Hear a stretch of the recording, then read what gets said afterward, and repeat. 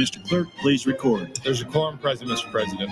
Thank you. Are there any corrections for the journal? I have no corrections this morning. Are there any messages, reports, or announcements? There are, Mr. President. Your Committee on Urban Affairs, chaired by Senator McKinney, reports Legislative Bill 342 to general file. That's all I have this time, Mr. President.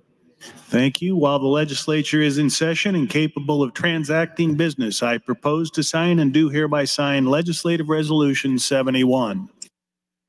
Mr. Clerk, for items.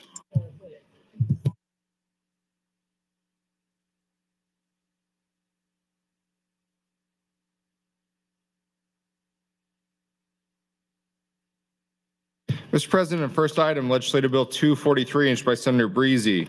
It's a bill for enacting the Property Tax Credit Act, amend Section 774212, change the minimum amount of relief granted and repeal its original section. The bill was read for the first time on January 10th of this year and referred to the Revenue Committee. That committee placed the bill on general file with committee amendments. Committee amendments are pending, Mr. President. An amendment to those committee amendments from Senator Erdman was adopted. There are other amendments to the committee amendments, Mr. President. Senator Breezy, you're recognized for a 2-minute refresh. Thank you, Mr. President. Good morning, colleagues. AM 977 to LB 243 represents the property tax component of the overall comprehensive package of education funding reform, income tax reform, property tax reform, what most of us refer to as a governor's plan. AM 977 contains an increase in the property tax credit fund, also puts an escalator on the property tax credit fund. It removes the 5% cap from the allowable growth rate of the 1107 credit. It places a 3% cap on school district revenue growth with several exceptions. It eliminates the authority of community colleges, most of the taxing authority of community colleges, but replaces it with state revenue. It also contains an increase in the interest rate on property tax refunds. It also contains a change to the makeup of the Turk Commission. And it is part of an overall package. Thank you, Mr. President, and thank you. Thank you, Senator Breezy. Mr. Clerk, for an amendment. Mr. President, Senator DeBoer would move to amend the committee amendments with AM 1090. Senator DeBoer, you're recognized to open on your amendment. Thank you, Mr. President. Good morning, colleagues. This amendment reflects the 5% stabilizer, which in the original negotiations on 1107 was one of the pieces that I brought into that negotiation along with several others. That was in 2020, a few years ago. And the idea is that the 1107 fund increases with the increase in total valuation costs, increases across the state. And this says that up to 5%. If there is an additional increase above 5%, the idea is that while the legislature could put more money into the 1107 to reflect that additional increase, this stabilizer is to ensure that we do not have automatic increases in the 1107 fund outside of 5% that the body just has to accept. So I think that in light of what's been happening with valuations, it is entirely possible we could revisit what that number is. Maybe that number is 7% that increases automatically, and any additional valuation overall in the state increases could then be added by the body. So this is not saying we shouldn't add them. This is saying we shouldn't add them automatically without at least thinking about them, without at least having the discussion about that increase in excess of, I would say, 7%. Currently in statute, it is 5%. There was an attempt to remove the stabilizer last year as well, or maybe it was the year before, or maybe both. And those things were not removed at that time because there was an understanding that this is a way to help the body to have a more stable interaction with its revenue, and to understand that above that percentage, we really need to have some buy-in, some discussion, some understanding of what's going to happen at that point. So my amendment returns it to 5%, which is what it has been since the initial 1107 bill was passed in 2020. I am certainly open to a discussion that would say we need to do 6% or 7% for the automatic increase. Once again, that does not mean that we would not increase it beyond that amount should valuations be beyond that amount, or even if they aren't. So if valuations increased by 3%, we could still increase the total amount in the 1107 fund by 7, 10, whatever percent we wanted to as a body. This is just talking about whether or not we should let things go on autopilot in what I think is perhaps a destabilizing way to go up at an exponential, potentially even increase. So what I would like to do is return the stabilizer. I am certainly open to discussions about 6 or 7% so that the 1107 fund increases at a more stable rate. There is no mechanism within the 1107 fund to reduce it if overall valuations in the state would decrease. So there is certainly some discussion to be had here this morning about whether or not we want to have this stabilizer or not. But I think there's a reason that we've kept it the last several years, because it's doing its job. It's saying we're going to stay stable. In fact, I don't know if we've hit it until last year. Senator Breezy will know this. Maybe it was last year was the first time we hit it, but of course we can always add more in. We can always add more to the 1107 fund. It's just a matter of not doing it automatically. So that's what this is. This is an amendment to try to return the stabilizer to the 1107 fund. But again, I am happy to have a discussion about what that right number is. Thank you, Mr. President. Thank you, Senator DeBoer. Mr. Clerk, for a priority motion. Mr. President, Senator Michaela Cavanaugh move to bracket Legislative Bill 243 until June 1st, 2023. Senator Michaela Cavanaugh, you're recognized to open. Thank you, Mr. President. Good morning, colleagues. I hope you all had a lovely, albeit quick, 2 days off. It was a journey, at least in the Omaha area, as far as the weather went. Saturday was quite cold, and then yesterday was gorgeous. So I had soccer games both days and got to experience the full range of April weather in Nebraska. Okay, so this morning I have a bracket motion, and we have Senator DeBoer's 1090. So one of the things that I'm concerned about with this bill, and really all of the revenue bills that we are seeing so far this year, is the fiscal note. So I'm looking at the fiscal note for LB 243, and I'm actually not sure. So LB 243 is a Christmas tree, and it has numerous other bills within it. And I wonder if Senator Breezy would yield to a question. Senator Breezy, will you yield to a question? Yes. Thank you, Senator Breezy. So the fiscal note is $449 million. Is that just for 243? Is that your understanding? Yes, I believe the fiscal note you're looking at is simply for the original version of LB 243, which I believe would have taken the property tax credit fund up to $700 million. And I would certainly vote for a proposal like that, but we have pared that back substantially as we amended it and developed this package. So that fiscal note doesn't really count for much, I would say.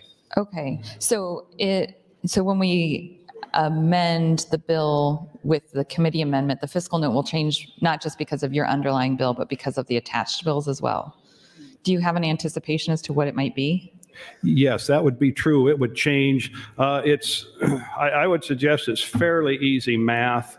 You know, going out several years, we're going to increase the property tax credit fund from 313 to 560 million, taking the cap off the allowable growth rate of the 1107 credit is worth probably 9 to 10 million per year. The elimination of the community college taxing authority, replacing that with state aid, I'd have to do some figuring on that. Perhaps Senator Merman would have those numbers, but we already have in place a mechanism to not take away the authority, but to reimburse taxpayers for a portion of that with the refundable income tax credit. The difference between that credit and the cost of taking away this authority 3-4 years down the road would probably be in the 70 million area per year. So you could do the math on that and get a back of the envelope number if you wanted. Okay, yeah, I just want to thank you for that. I wanted to make sure I was understanding correctly. So, so the fiscal note, the original fiscal note for LB 243 will go down because you adjusted from 700 million to 560 million? Yes. Okay, and then there might be other things in there based on the fiscal notes for the additional bills, which I can go ahead and look up their fiscal notes to get a better sense. So yes. Okay, thank you. I appreciate that. That's helpful. So my concern, and actually it's for this particular bill, it's not a huge concern singularly. I appreciate putting more money into the property tax fund. I think if we're going to be putting money somewhere, that's one of the best ways to get money back to the taxpayers. My concern is around how much money we are taking off the floor before the budget comes to the floor, and making sure that there is money for all of the functions of government that we need to enact. And so this is always a little bit of a dance, and I know that this particular package is going to account for a significant amount of the money that's available for the floor, but then there's also the tax package that we moved from general to selects last week, similarly, a very large fiscal note. So I do think when we get to the budget debate, we're going to have a pretty intense conversation, probably from everyone in this body, around what that looks like, because I'm sure there are lots of things that everybody is going to be jockeying for funds for.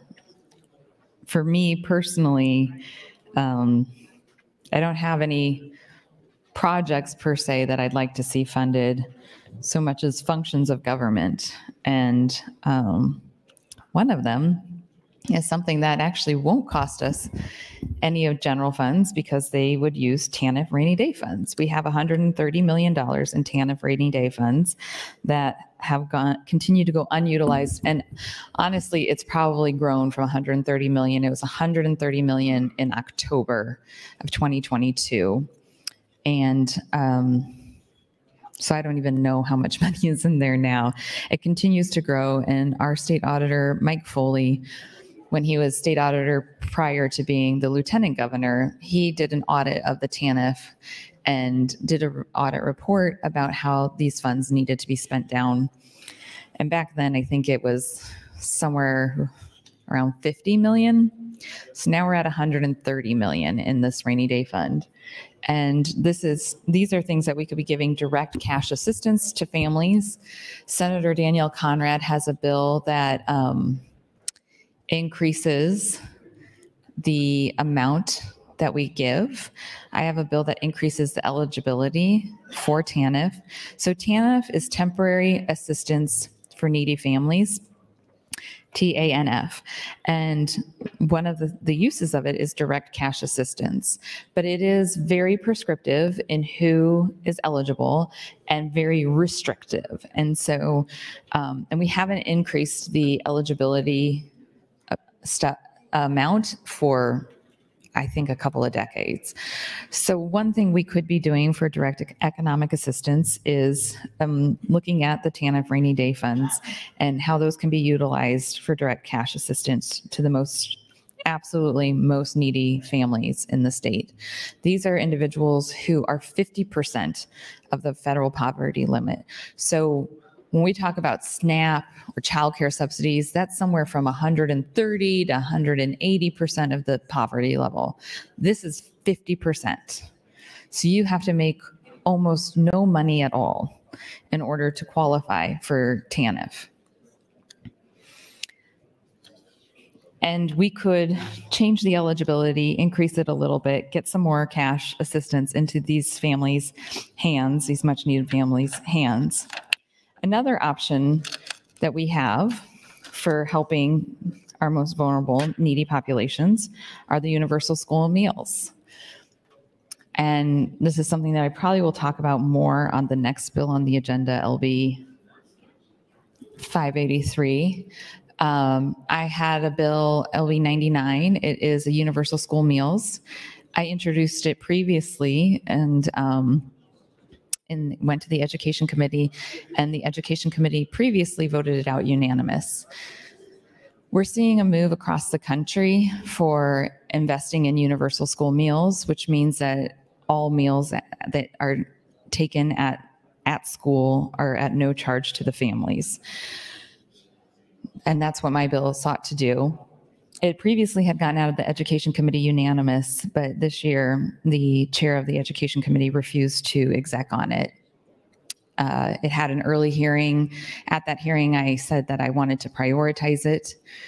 And when I was told that it would not be exec on, then I was like, okay, well, I guess I'm not going to prioritize it if there's a refusal to exec on it. I probably should have filed a poll motion. I've never filed a poll motion before, but I guess this is a year of first. So 1 minute. So we've got a lot of opportunities. There's a wealth of opportunities in legislation that could help our most vulnerable populations and families. And I hope that this body will start to consider some of that legislation as we move forward, because right now we seem to be focusing primarily on the least vulnerable populations and economic assistance to the most wealthy populations in the state. And I find that to be extremely disappointing. And I think that the people of Nebraska are probably equally disappointed that we are not looking to take care of the most vulnerable first. So thank you. I'll yield the remainder of my time. Thank you, Senator Kavanaugh. Senator Breezy, you're recognized to speak. Thank you, Mr. President. I rise in opposition, of course, to the bracket motion, motion 166, and I also rise in opposition to AM 1090. AM 1090 seeks to keep the cap back in place on the allowable growth rate of the 1107 refundable income tax credit. As you recall, in LB 1107, and I think Senator DeBoer probably explained this fairly well, but in 1107, we put in place in, I guess it was 2020, we did 1107, put in place $560 million in the fund for the refundable income tax credit of what we call the 1107 credit. And that $560 million is to increase at the allowable growth rate, which is defined as the amount by which real property, the total valuation of real property increases year over year. However, that amount, as per the language of 1107, is capped at 5%. What we're talking about here is the amended version of LB 242 that we put into 243, and LB 242 in its amended version would remove that cap. And why do we want to remove that cap? To provide a little extra tax relief for everyday Nebraskans. It's really designed also to protect Nebraska taxpayers. On average, based on historical data, the removal of this cap might yield another $9 to $10 million per year into that fund, $9 to $10 million of additional property tax relief for everyday Nebraskans. And so why do we need to remove that? I look back at historical data, the last 10 years. Last year in 22, the valuations increased at 5.56%, so the cap would have come into place. But the previous 5 years, the average was 2.6%. And so when valuations were increasing 2.6%, going forward, if valuations would increase at 2.6%, and at the same time, property taxes are likely going to increase at the historical average of 4.5%, school district property taxes, taxpayers are going to go backwards. And so again, let's look at overall the last 10 years. With the cap in place, the average increase in valuations with the cap in place would be 3.8%. Going back the last 10 years, school district property taxes increased 4.5%. So if history was any indication of what is going to happen going forward, the 5% cap is going to take taxpayers backwards. They're going to get 3.8% increase in their tax relief while their school district property taxes are going up 4.5%. That's unacceptable. And Senator DeBoer suggested, well, we need it in place because it's a stabilizer. Go back the last 10 years, and the highest amounts of increase were 8.47%, 11.83%, 10.43%. And admittedly, if and when we hit those higher percentages again, that's going to create a substantial little uptick in the amount of tax relief for Nebraskans. But is that a bad thing? Absolutely not. It's not a bad thing. It's a good thing. And does it impact our budget in a negative way, in a way that should concern us? No, I don't think so. Last 10 years, if you have a base of $560 million in that fund And the highest rate of increase, I believe, was in 2014. That would have kicked that $560 million up by $38 million. That's something that we can stand at the state level in the name of property tax relief in our efforts to keep Nebraska property taxpayers whole. And so I appreciate Senator DeBoer's interest in this, but I wholeheartedly oppose AM 1090 for the reasons I gave. Thank you, Mr. President. Thank you, Senator Breezy. Senator Linehan, you're recognized to speak. Good morning, Mr. President. Good morning, colleagues. So I rise in support of LB 243 and the committee amendment 977. And I told Senator DeBoer I would say her AM 1090 is a legitimate amendment, but I am not supportive. And of course, I'm against 166. So if we don't, the 5%, and we're headed this way this year too, and I heard Senator Kavanaugh's concerns about the packages and everything that's going on. This is general file. So when we get past general file, they'll have to be on all of these bills, this one, the income tax bill, any other revenue bills. Then we have the budget, and we do the budget. When we get through all that, all these packages are going to have to work to fit into the dollars we have. So, and we also we don't have an idea of how much these packages cost until the fiscal office has a chance to review them after we go through general file. So I understand concerns about the cost of the packages, but that will all work itself out in the end. The idea here is we had a lot of very significant and good bills brought to the Revenue Committee this year, and we're trying to get as much good as we can get done. We'll be meeting this morning again to try and put another package together. The reason to take this 5% lid off, which is in the committee amendment, is because for this to work, and I know there are a lot of people that don't think 1107 is the right way to do it, it ended up as a compromise. That's what we could get through the legislature. This was 1107 was the incentive package, property taxes, and the next project. And that's what it became, was $560 million in property tax relief. And then there were adjustments made, but we're not really providing property tax relief unless we let this amount of relief increase with valuation increases. Because what happened, the original first tier property tax relief, I think it was 107 million maybe in the beginning, and it sat there for 4 or 5 years without increases. Well, it dwindles away to nothing over time when you have valuations going up 10 or 15%. So it's important that we take that lid off so we're keeping up our promise to make sure we're actually providing some property tax relief for Nebraskans. So with that, I'll yield my time back to the chair. Thank you. Thank you, Senator. Senator Erdman, you're recognized to speak. Good morning. Thank you, Mr. President. I appreciate the time this morning. So we've been talking about property tax relief for many, many years, probably since even before I was born, because in 1966, the voters voted to remove property tax as a form of revenue for the state. So I was wondering if Senator Breezy would yield to a question. Senator Breezy, will you yield to some questions? Yes. Senator Breezy, I believe last week in the discussion, there was a question about what, in your opinion, property tax increases on an annual basis, a percentage or an amount. Do you remember that conversation? Yes.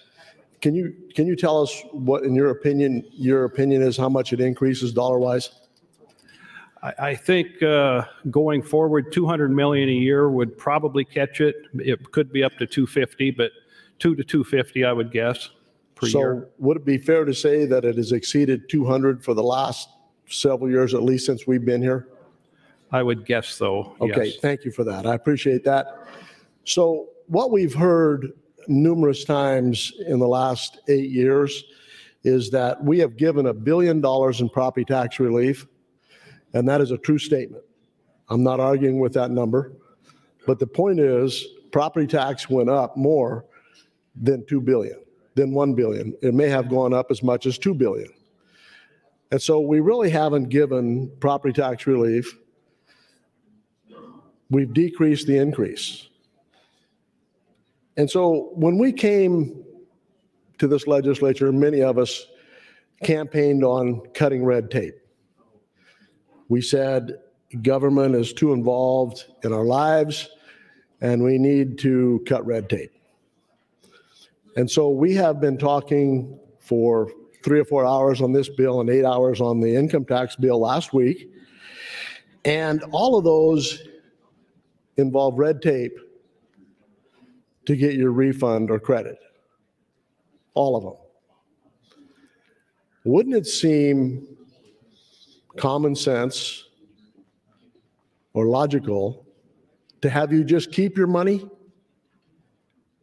instead of you giving it to the state and then you yourself figuring out how to apply for a credit or a refund? Wouldn't it make more sense just to allow you to keep your money and you spend it however you see fit to spend it, and then the state lives on the revenue generated by what you buy for your own personal use? That's exactly what the consumption tax model would do. And as I look around the room, there's probably 2 or 3 people listening. So I'm speaking to those people that are watching as the legislature turns today. You back home are watching this and you're wondering what in the world are they doing there? More convoluted government, more convoluted red tape to get some of your money back that we should have never taken from you. And so I'm sure Don Metz out there in Angora is watching this morning, and Tina may be watching from her office, and thousands of others. So I want to take this time to get some free airtime to talk about the real solution for your property tax issue and your income tax. There is no other solution. Not one of these bills that we've discussed in the last week are going to move you. Did you say 1 minute, sir? Yes, sir. Thank you. None of these bills are going to move you to the front of the line or be competitive with our neighbors. Not one. But we spend thousands of hours cumulatively talking about how to decrease the amount of increase. This is a Band-Aid on an amputation. I'm going to vote for 243 because it's the only thing we have going until the consumption tax passes. But if you're watching today and you're interested in property tax relief, please go to epicoption.org. Thank you. Thank you, Senator Erdman. Senator Dungan, you're recognized to speak. Thank you, Mr. President. Thank you, colleagues. Good morning. Welcome back to the legislature. I think Senator Erdman is correct in calling this as the legislature turns. I certainly think there's quite a bit of drama we see on a regular basis, so I appreciate that analogy. I rise today, pardon me, I suppose opposed to the bracket motion, but I do rise in support, I believe, of AM 1090. I did get a chance to speak with Senator DeBoer about that amendment, both at the end of last week as well as the beginning of this week. Just to briefly reiterate, I 100% agree with Senator Breezy and a number of our other colleagues that we need some form of property tax relief, and that we are, I think, working diligently as a revenue committee. I'm also on that committee and had a chance to hear a number of proposals and have been in a number of exec sessions. I do believe that all the members of that committee, as well as this body, are committed excuse me, to property tax relief. And I had said last week that I generally am supportive of the overarching theory of a lot of this plan. I do have a little bit of heartburn, and just to reiterate what those 2 main issues I have are, one is the removal of the local control when it comes to the school tax asking authority, and the other, generally speaking, is the overarching cost and the long-term sustainability of our budget moving forward. I think there's just been a disagreement, and there will continue to be a disagreement about some of those numbers until we get a little bit more of that forecasting done. But I just continue to have, pardon me, general concerns about the amount of money that between this package and the income and corporate tax reduction package we previously talked about, that we're just going to find ourselves in a situation where there's just not ample funding for a lot of the other things that we're committing to this legislative session. That being said, I don't necessarily have strong opposition to a lot of what's been put in this plan. But the AM 1090 that is being proposed by Senator DeBoer, I do think addresses some of those concerns. Part of the concern I think that we spoke about last week was the overall cost of two components of this plan, and that's the tax credit relief and the the incentive tax plan. Together, I believe, would ultimately cost by the biennium of 2026 and 2027 about $2.2 billion.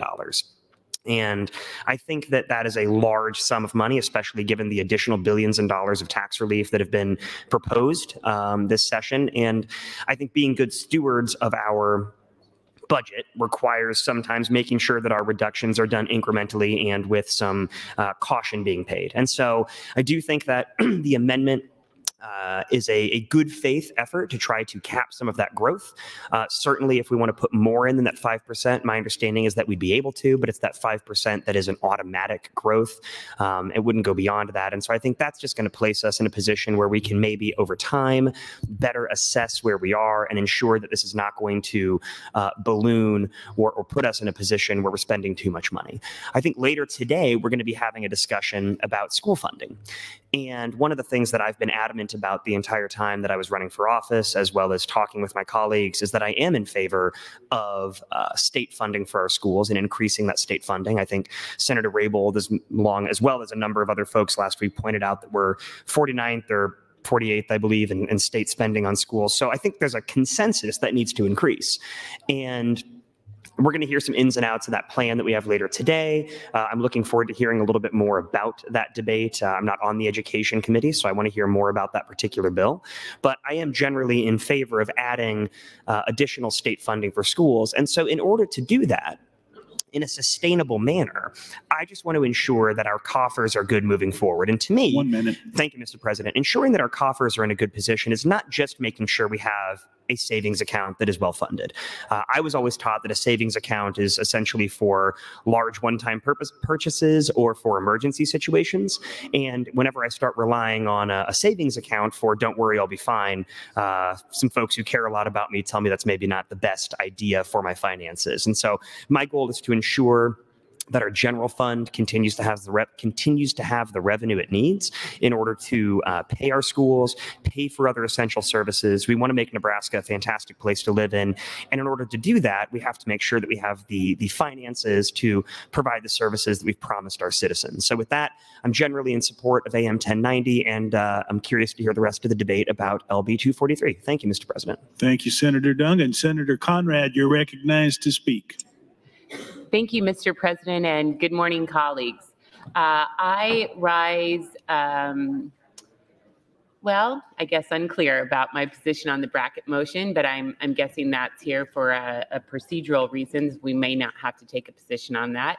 But I did want to lend my voice in support of Senator DeBoer's substantive underlying amendment 1090 and add a few additional thoughts in regards to the overall package that Senator Breezy and the Revenue Committee have put forward under LB 243 and the committee amendment 977. So I had a chance to weigh in just very briefly and generally as debate commenced on these items late last week, and wanted to reiterate some of the broader global themes that I see with these measures, and then kind of dig into the nuances and the specifics a little bit more. But overall, I think there's absolutely no doubt that citizens across the state in every one of our districts talk about year over year over year, how property taxes are really crunching their family bottom line, and that we need to keep a focus on doing more to provide real relief and real solutions for families across the state. So I commend Senator Breezy for continuing that conversation. But I do think that perhaps while we share the same policy goal, maybe we have different solutions in mind to address that. And those are legitimate, good faith debates that we can and we should be having. I just wanted to also note kind of a general concern with the overall packages in terms of sustainability and the significant price tag, especially when coupled with the significant income and corporate tax package that the body has saw fit to advance. And to talk a little bit more about how that piece and this piece working together lack a certain equity for working families and low-income families, and how we need to be thoughtful about ensuring balance in those policy proposals as well. I do like Senator DeBoer's amendment because I think it does show fidelity to how past bodies have approached this measure so that we can have more uniform planning and forethought about the growth of these different programs. The other thing that I mentioned just very briefly last week that I'm still in conversation with Senator Breezy and others about, and I think that we might see some substantive amendments to further tease out these issues today on this measure, but I'm concerned that there's a lack of uniformity for how smaller and larger school districts are allowed to grow and at different rates. And I'm also very concerned about how the soft cap, not necessarily requiring a supermajority of the elected board to take up the issue if need be, but setting a very, I think, concerning precedent to require a vote of the people to be anything more than a simple majority. That just flies in the face of our democratic system. It is at odds and out of alignment with how we handle school bond issues and other ballot initiative and referenda or candidate and electoral elections writ large. So that is a piece, and I understand why it is there, but from a philosophical perspective, I just think that is very misguided, and we need to change that to a simple majority, as with any decision by a vote of the people 1 minute. in our current statutory framework. Thank you, Mr. President. I wanted to talk a little bit more too just about the history of the property tax credit program. I was a member in this body when that was first put forward and adopted, and of course we've seen it grow over many years for a variety of different reasons, but I do think that it is important to kind of think through why we developed that program and assess where it is in terms of meeting the shared policy goals, and to open up the idea that there's a significant amount of money there. And if that can be better directed to achieve property tax reform in different ways, those are conversations that we should be having. And I know Senator Wayne has brainstormed some very creative and bold ideas in regards to the utilization of those funds, which I'm intrigued by, and I hope that he might add some of those thoughts today. But I think that overall that covers the top lines of it. Thank you, Mr. President. Thank you, Senator. Senator John Kavanaugh, you're recognized to speak. Thank you, Mr. President. I think I'm in opposition to the bracket motion. I know it's unusual, but I just kind of want to get to a vote on some of these things. But I'm in support of Senator DeBoer's amendment. And so now I've been here for 3 years, and I feel like this is the third attempt to raise the amount that's being automatically put into the property tax credit fund. I wasn't here when 1107 passed, but my understanding is that putting the stabilization limit in there, cap, was a necessary part of the compromise to make sure that we're not creating a runaway fund. And so a 5% cap annually, I think, makes it so it's quantifiable, so we can understand how much money we're obligating. And so I think that's a reasonable limitation on this. It doesn't prevent us from coming back year after year and increasing the amount that we put into the fund, which is what we've done since I've been here, which I think is a demonstration of our commitment to continuing to fund the property tax credit fund. So I'm in support of Senator DeBoer's AM 1090. And as far as the rest of the bill goes, I think it makes it a lot easier to support AM 977 with Senator DeBoer's amendment and support the underlying bill. But really, one of my bigger issues with this bill is the same issue I had with a bill Senator Breezy brought last year, and conversation we've had about putting a cap on the amount that school districts can levy year over year. So this bill creates a 3% cap and requires either a supermajority of the board or a supermajority of the electorate to raise the levy, or raise the tax asking above that 3%. And one of the reasons I'm opposed to this cap really is when you just go and you read through the very complicated formula that allows for a deviation from the 3% without the vote. And it has a lot of just percentages, and I don't really need to go into it, but you can take a look. I think it's on page maybe 2 and 3 of AM 977. But the very fact that we are trying to capture different scenarios under which schools might need more money because they're growing, because they have a lot of English learners, that's a reason why we don't want to create a one-size-fits-all approach from the state level. This top-down approach is not the way to run the schools.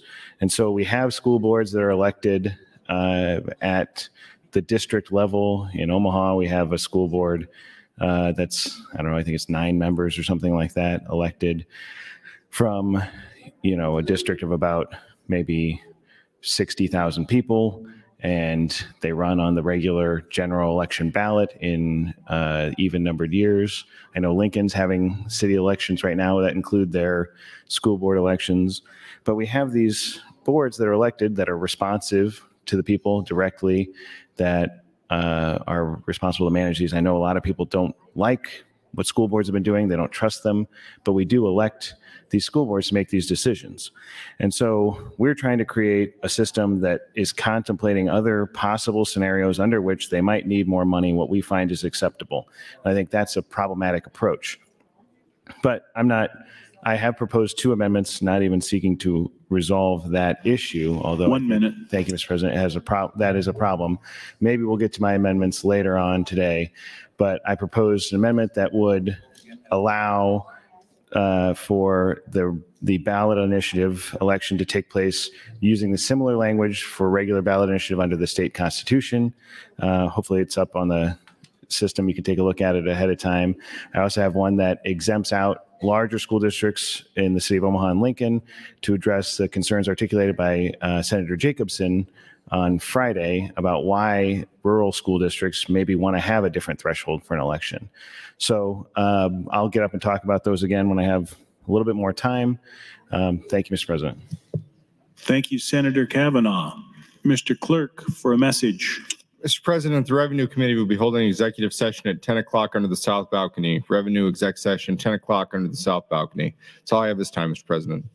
Thank you. Senator Michaela Kavanaugh, you're recognized to speak. Oh, thank you. I didn't realize I was coming up that quick. Would Senator DeBoer yield to a question? Senator DeBoer, will you yield to some questions? I will. Thank you. I'm sorry, I didn't give you a heads up, but I just realized that as I put my laptop here, I was looking at your amendment, even though we're on my bracket motion, but may as well do some business at the same time. So your amendment is on page 28, reinstate the stricken matter in lines 1 through 3, right? Yeah, what it does is it reinstates the already existing, under current law, 5% stabilizer, which is on the 1107 funds, increases. Okay. So it's keeping that portion the same. No. Yes. It's putting it back to what it currently is. It's putting it back to what current law is. And the amendment as written takes away that piece. That's correct. Okay. Thank you. I thought that's what I understood when you opened on your amendment. Sometimes it helps to have that reinforced clarification, so I appreciate it. Do you have an anticipation as to what that would mean fiscally on the fiscal note of this? Does it change anything from that side? So long as the valuation changes year to year are 5% or less, there would be no change. But if the total state valuation changes were to exceed 5%, then what it would do is say that there is not an automatic increase in excess of 5%. That would have to go to us to have the discussion about whether or not to increase the 1107 fund in excess of 5%. Okay. This is totally unfair to ask you this question because I didn't give you a heads up and I just thought of it right now. But has this happened yet since we enacted 1107? So my understanding is, and I just gave back the paper to Senator Breezy, which I shouldn't have done, was that this would be the first year in which this stabilizer would actually be implicated since we passed the bill in 2020. Our current year right now would be the Yes. first time. I think that's what it said. I'm remembering a piece of paper that I have handed away, so that's not great. But yes, that this would be the first year. And all that would say is that we then have to come together as a body and talk about, okay, and now I have it. Thank you, Senator Breezy. Yeah, so in 2020, the increase was 2.929%, 3.87% the next year, and then in 2022, 5.56%. Which would be then that 0.56% would be something we would have to discuss on the floor. And as far as you're aware, do we have any legislation? It's assuming that this didn't pass. Do we have any legislation that would discuss that? Assuming what didn't pass? This bill that the whole bill. If we didn't pass the part that strikes the 5%, or we put your 5%, we reinstate the language. Do we do anything with this increase? So does that I make think sense? I understand your question to be if we pass the bill with my amendment. Yes.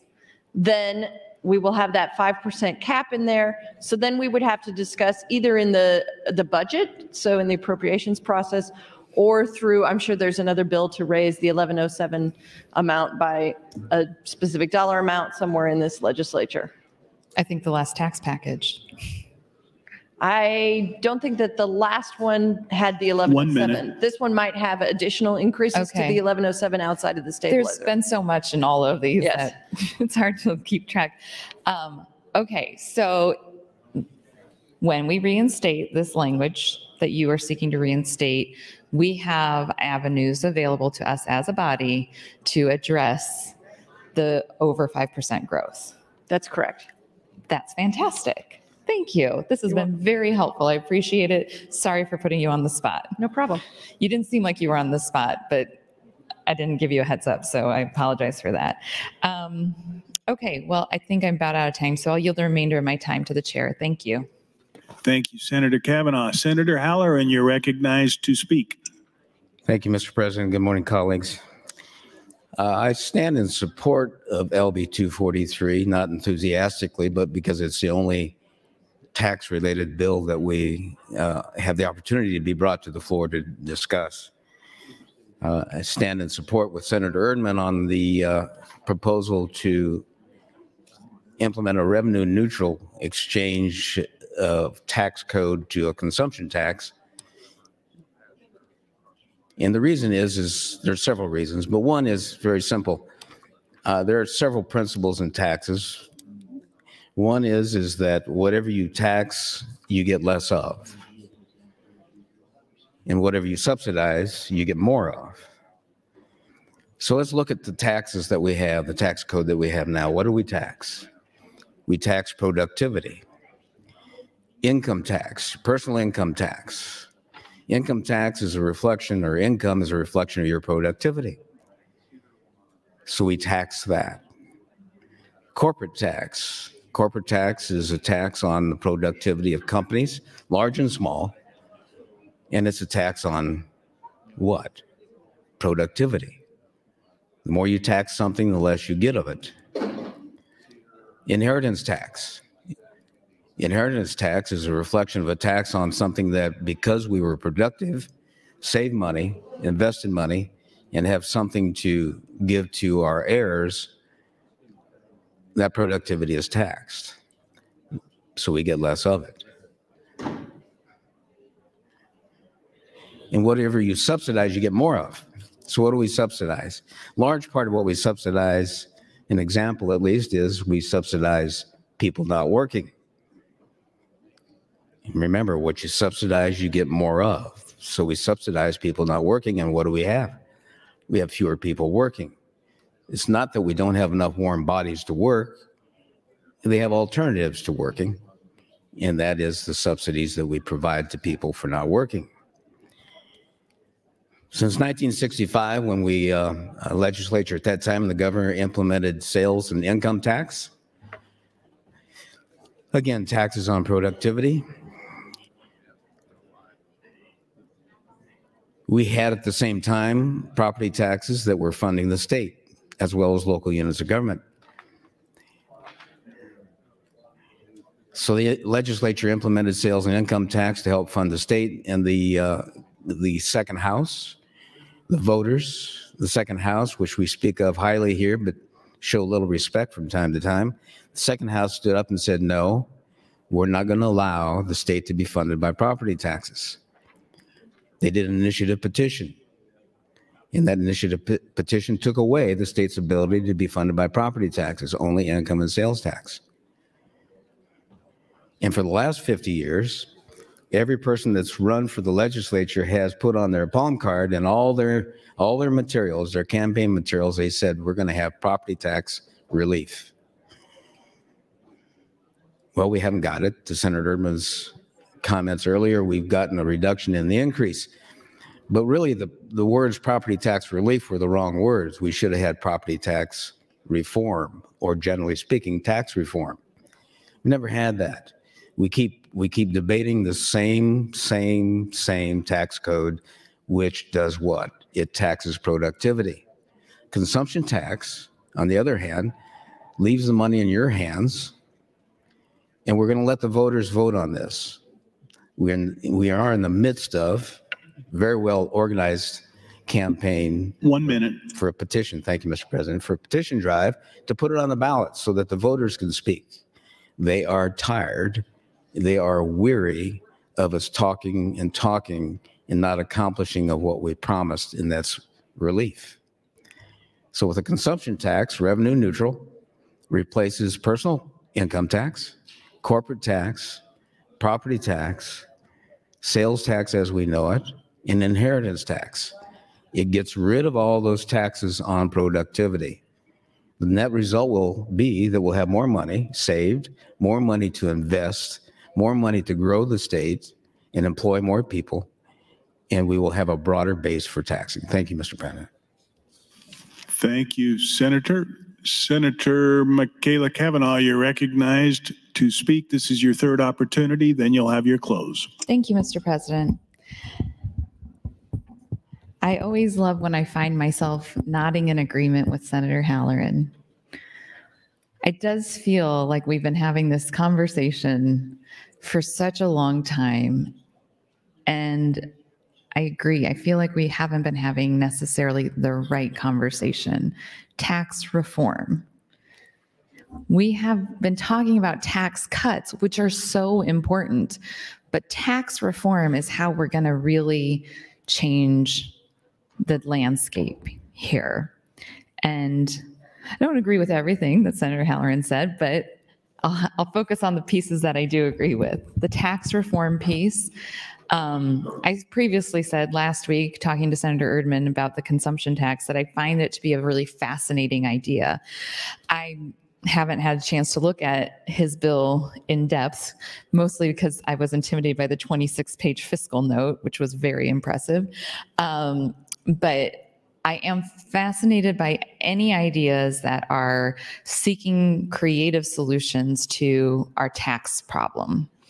And I think that delving into this idea of creativity is a great direction for us as a body to move into, that we can have some substantive debate around what tax reform could look like in Nebraska. We don't levy property taxes at the state level. It's a local tax. But we do fund education. And a big piece of property tax goes to funding education. And one thing that I believe we as a state could do to alleviate property taxes is to fund education fully at the state level.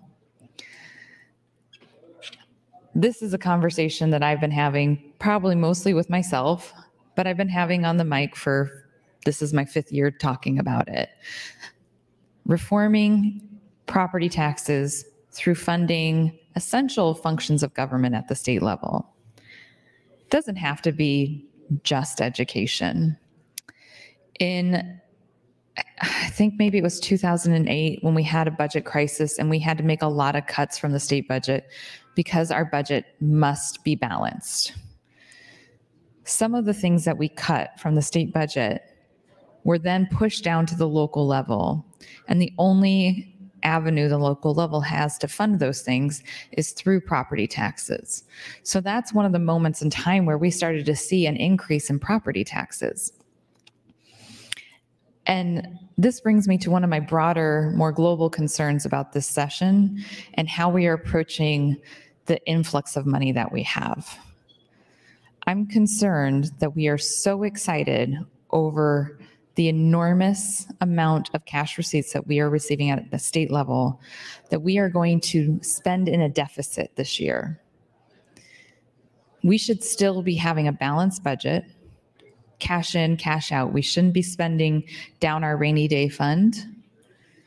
We shouldn't be starting new long-term programs that are going to be greater than the sum of our anticipated revenue just because we have revenue now. We are intentionally cutting taxes, which will cut revenue. Yes, ideally, our revenue base will grow, but we are not doing things right now that address growing the base. We are just cutting the taxes. 1 minute. And we are not looking at policies that will grow the base, meaning people.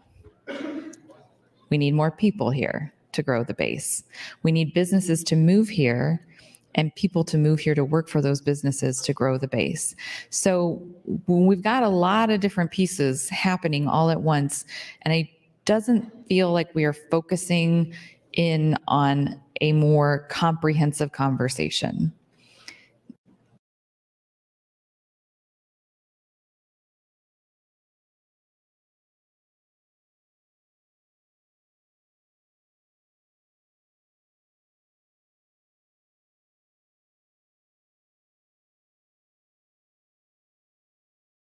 This morning.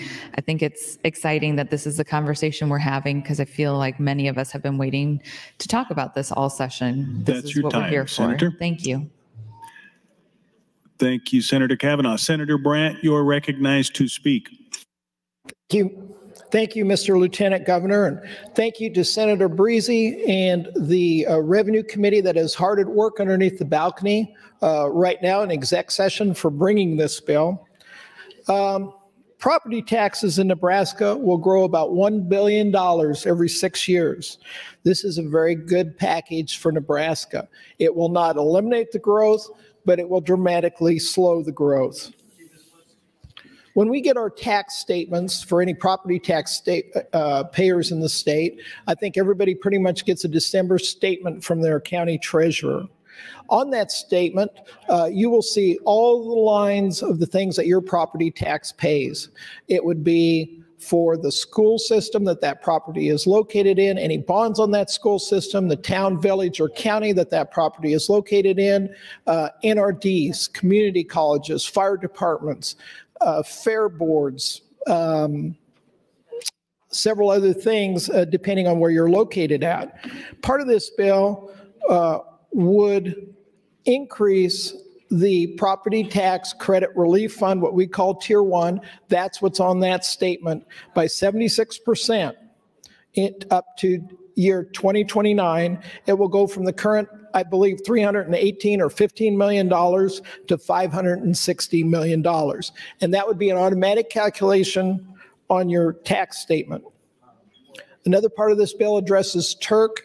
The other day, we passed an amendment for Senator Erdman to give us a 4th commissioner. Like he stated the other day, Turk is a very necessary function out there. It helps our court system by keeping these tax cases out of court, and it adds a fourth commissioner to speed things up there. This is needed, and Turk will work better with this change.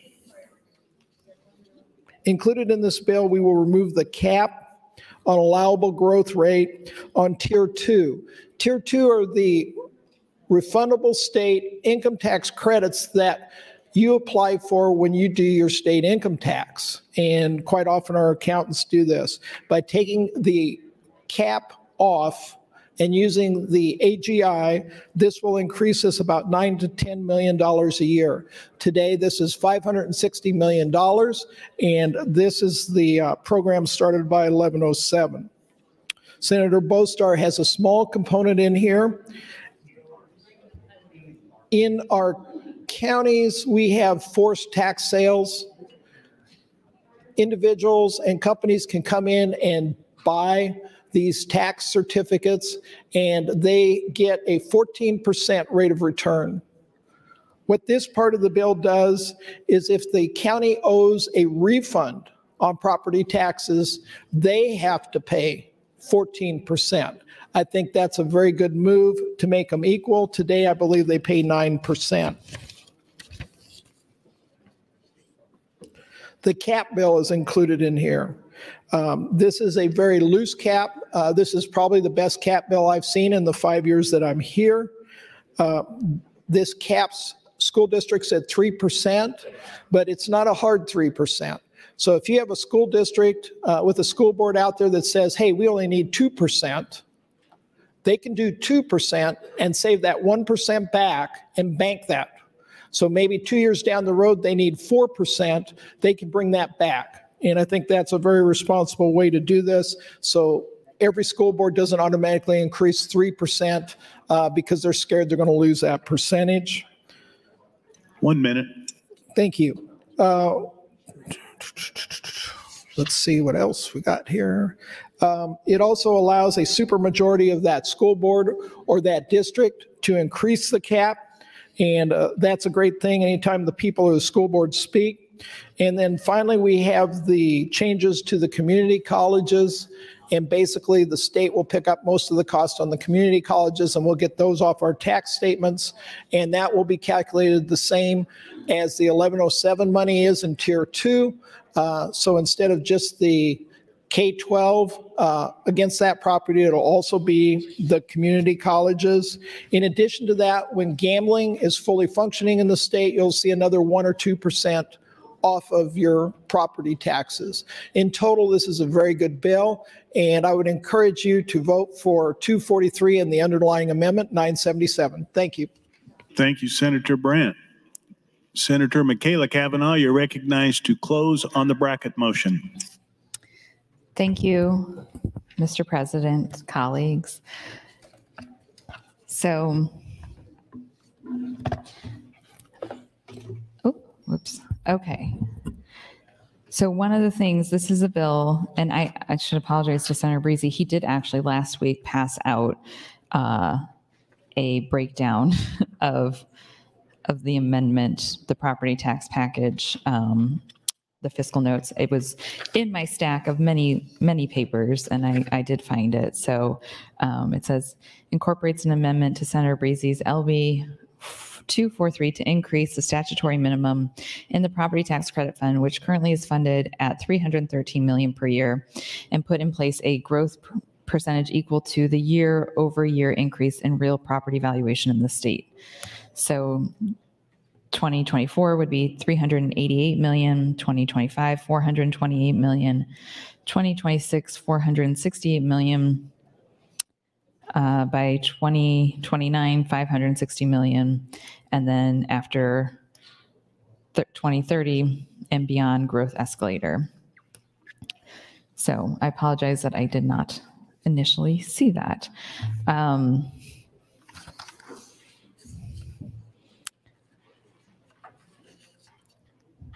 appreciate Senator Brandt's explanation a little bit on the levy cap. That was helpful. So thank you for that, Senator Brandt. I still have concerns, just broadly when we put a cap on the ability for the voters to vote to increase their own taxes. I think that that's something we should not take lightly, is taking away the people's a power over their own purse strings. But I do appreciate the opportunity to bank that percentage for future use so that they can do projects as they need.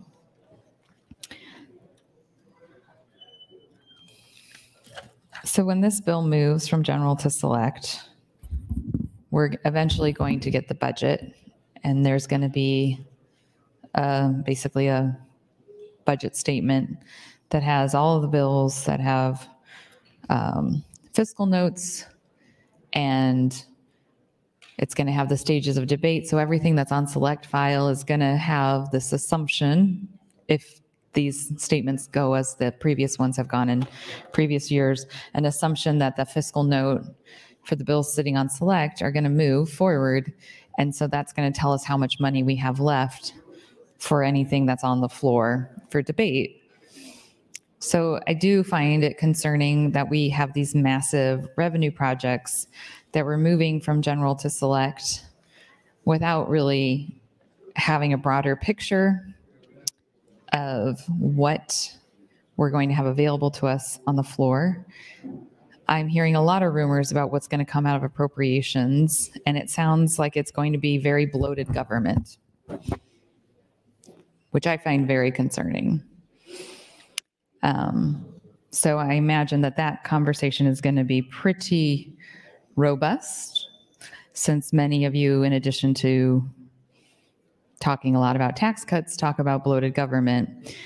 And I hope that we aren't purposely using the taxpayer dollars to fund new projects that aren't essential functions of government, but that we are actually doing economic development and serving the people of this state to the best of our ability. After this motion, we will be back on Senator DeBoer's amendment, which reinstates the language that was negotiated during the 1107 conversation. So I think I'll just leave it there for now, because I have more to say in support of Senator DeBoer's amendment when we get back to that. So with that, I would ask for call of the House and a roll call vote. Thank you, Mr. President. Thank you, Senator Kavanaugh. There's been a request to place the House under call. The question is, shall the House go under call? All those in favor vote aye. All those opposed vote nay.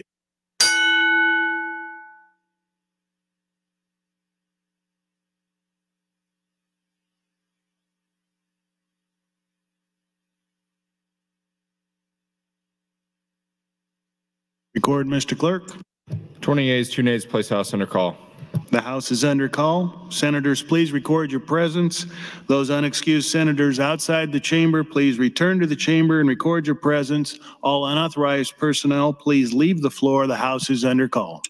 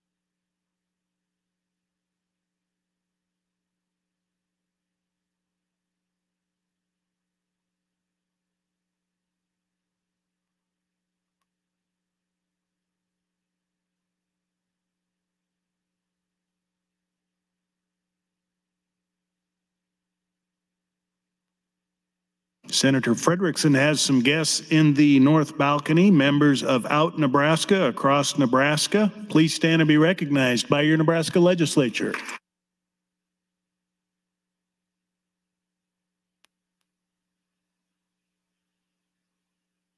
Senator Brandt has guests in the north balcony, students from Prairie Hill Learning Center in Roca, Nebraska. Please stand and be recognized by your Nebraska Legislature.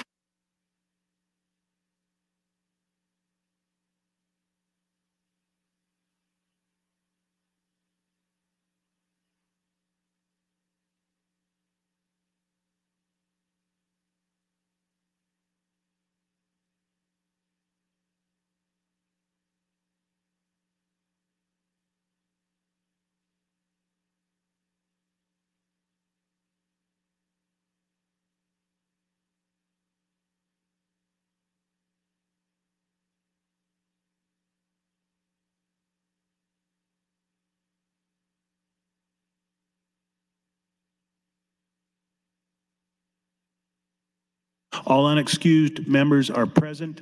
The question is the adoption of MO 166, the bracket motion. All those in roll call vote requested, Mr. Clerk. Senator Aguilar, Senator Albright, voting no. Senator Arch, voting no. Senator Armendariz, voting no. Senator Ballard, voting no. Senator Blood, voting no. Senator Bostar, voting no. Senator Bostelman, voting no. Senator Brandt, voting no. Senator Brewer, voting no. Senator Breezy, voting no. Senator John Kavanaugh, voting no. Senator Michaela Kavanaugh, voting no. Senator Clements, voting no. Senator Conrad, voting no. Senator Day, Senator DeBoer, voting no. Senator DeKay, voting no. Senator Dorn, voting no. Senator Dover, voting no. Senator Dungan, voting no. Senator Erdman, voting no. Senator Frederickson, voting no. Senator Geist, voting no. Senator Holleran, voting no. Senator Hansen, voting no. Senator Hardin, voting no. Senator Holcroft, voting no. Senator Hughes, voting no. Senator Hunt, not voting. Senator Ibach, voting no. Senator Jacobson, voting no. Senator Kauth, voting no. Senator Linehan, voting no. Senator Lippincott, voting no. Senator Lowe, voting no. Senator McDonald, voting no. Senator McKinney, voting no. Senator Mosier, voting no. Senator Merman, voting no. Senator Raybold, voting no. Senator Reapy, voting no. Senator Sanders, voting no. Senator Slama, voting no. Senator Vargas, Senator Von Gillern, voting no. Senator Walls, voting no. Senator Wayne, voting no. Senator Wishart, voting no. Vote is 0 ayes, 45 nays on the motion to bracket. The bracket motion fails. Mr. Clerk, next item. The call is raised. Returning to debate on AM 1090, Senator Michaela Kavanaugh, you're recognized to speak. Thank you, Mr. President, colleagues. Look how unified we were. First vote of the day. It was unanimous. It's always nice to see. So I wanted to talk about Senator DeBoer's Amendment 1090. It seeks to reinstate language that is stricken from statute. There's a couple of reasons why I support this amendment. First of all, I think it's good governance. Secondly, this was part of 1107, and colleagues, you're going to hear 1107 a lot. I feel bad for whoever's bill number is 1107 after 2020, because 1107 is always going to be the Imagine Act tax incentive package for most of us. So in 2020, 1107, the Imagine Act tax incentive package had a lot of negotiations in order to get this massive tax package done, which included the creation of the Property Tax Income Tax Credit Fund. And in those negotiations was the 5%. So here's the thing that just kind of is really sticking with me, and it's not just this bill. We're seeing this in a lot of bills. that we negotiated something. And it's not the people that weren't here that were part of the negotiations. It's the people that were here that were part of the negotiations who keep coming back and trying to undo what was negotiated. Colleagues, why would I agree to anything with you at all if you are clearly going to just come back the next year, no matter how much you publicly promise and insist that you won't, you have. It's becoming a very bad pattern of behavior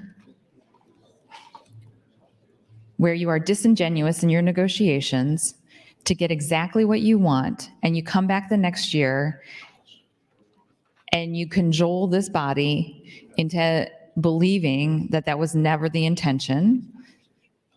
We could play the clip back over and over again using your exact words, and it doesn't matter. You keep coming back for more. Why are you doing this? Why do you continually negotiate in bad faith? If you know you're just going to come back for more the next year, then be honest about it.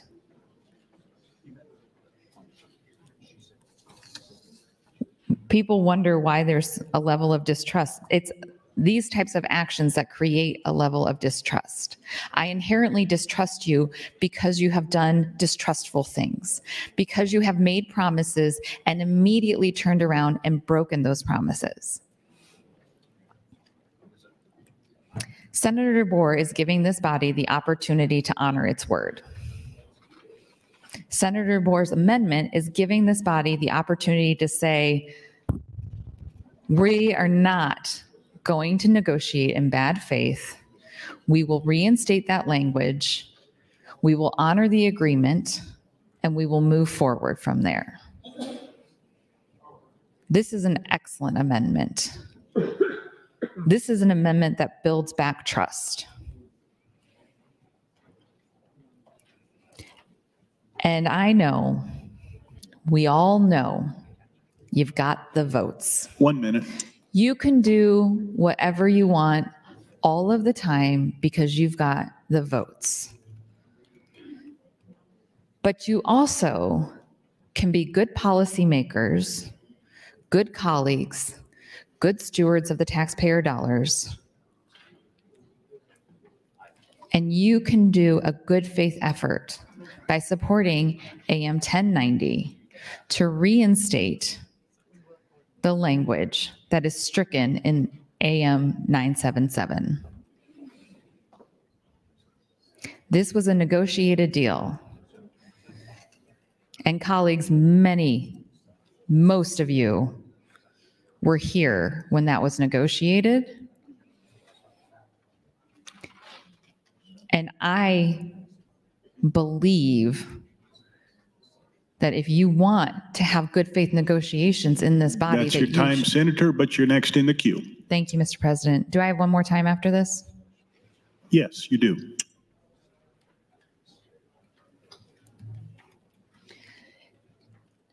Good faith negotiations.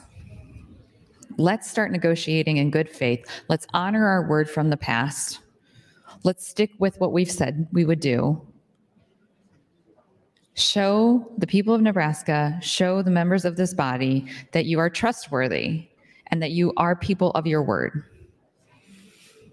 When you voted for 1107, you voted for this. We are continuing to put more and more money into that tax fund. And actually doing this amendment doesn't stop us from putting more than the 5% into the tax fund, as Senator DeBoer and I discussed not that long ago on the last motion, that the body still can take advantage of that growth and put it towards the tax fund. It's just not automatic. It's a safety valve. It holds us accountable. It's not us giving away our authority to previous legislators. When there's more than 5% growth, we can still do it, but we have to do it collectively. We have to make the choice to do it. We can still do it this year. for the over 5% growth that we are experiencing this year. Senator DeBoer's amendment doesn't stop that from happening. This amendment reinstates some of the integrity and collegiality of this body. It's good intentions. It's good faith negotiations. It's good public policy.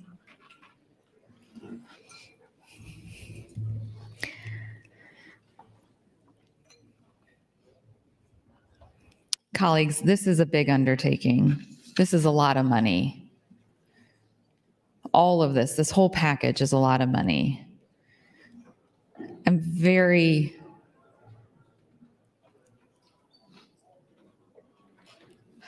I don't know what the right word is.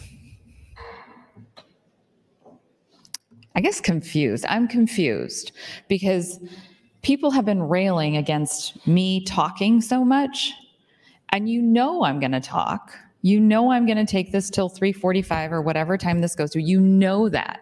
But this is the meat and potatoes of why you are here. I don't understand why you aren't talking. This is your actual job. Tax policy is your essential function beyond the budget. Why is nobody interested in having that conversation? Why are you all sitting silently in your corners?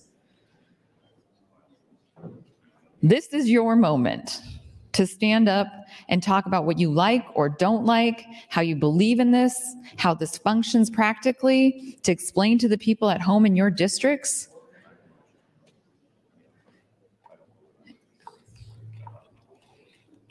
This is the time where you're supposed to be debating the policy. Instead, you're just giving me a platform to talk for several hours.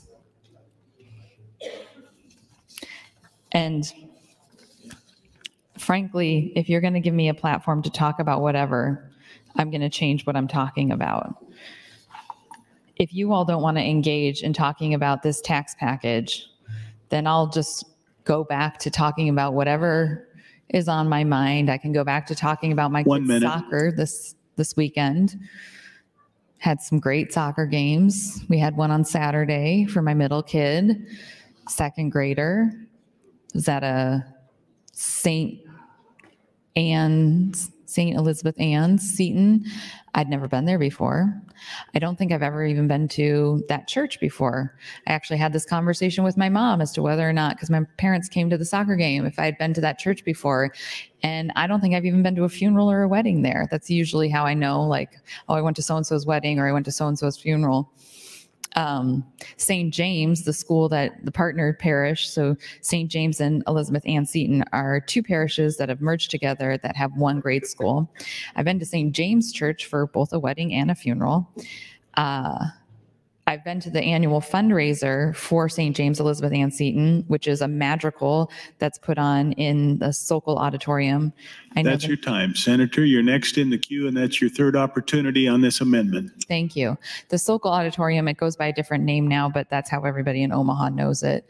So the Sokol Auditorium is where St. James Elizabeth Ann have their annual fundraiser, which is a madrigal, and you can't get tickets.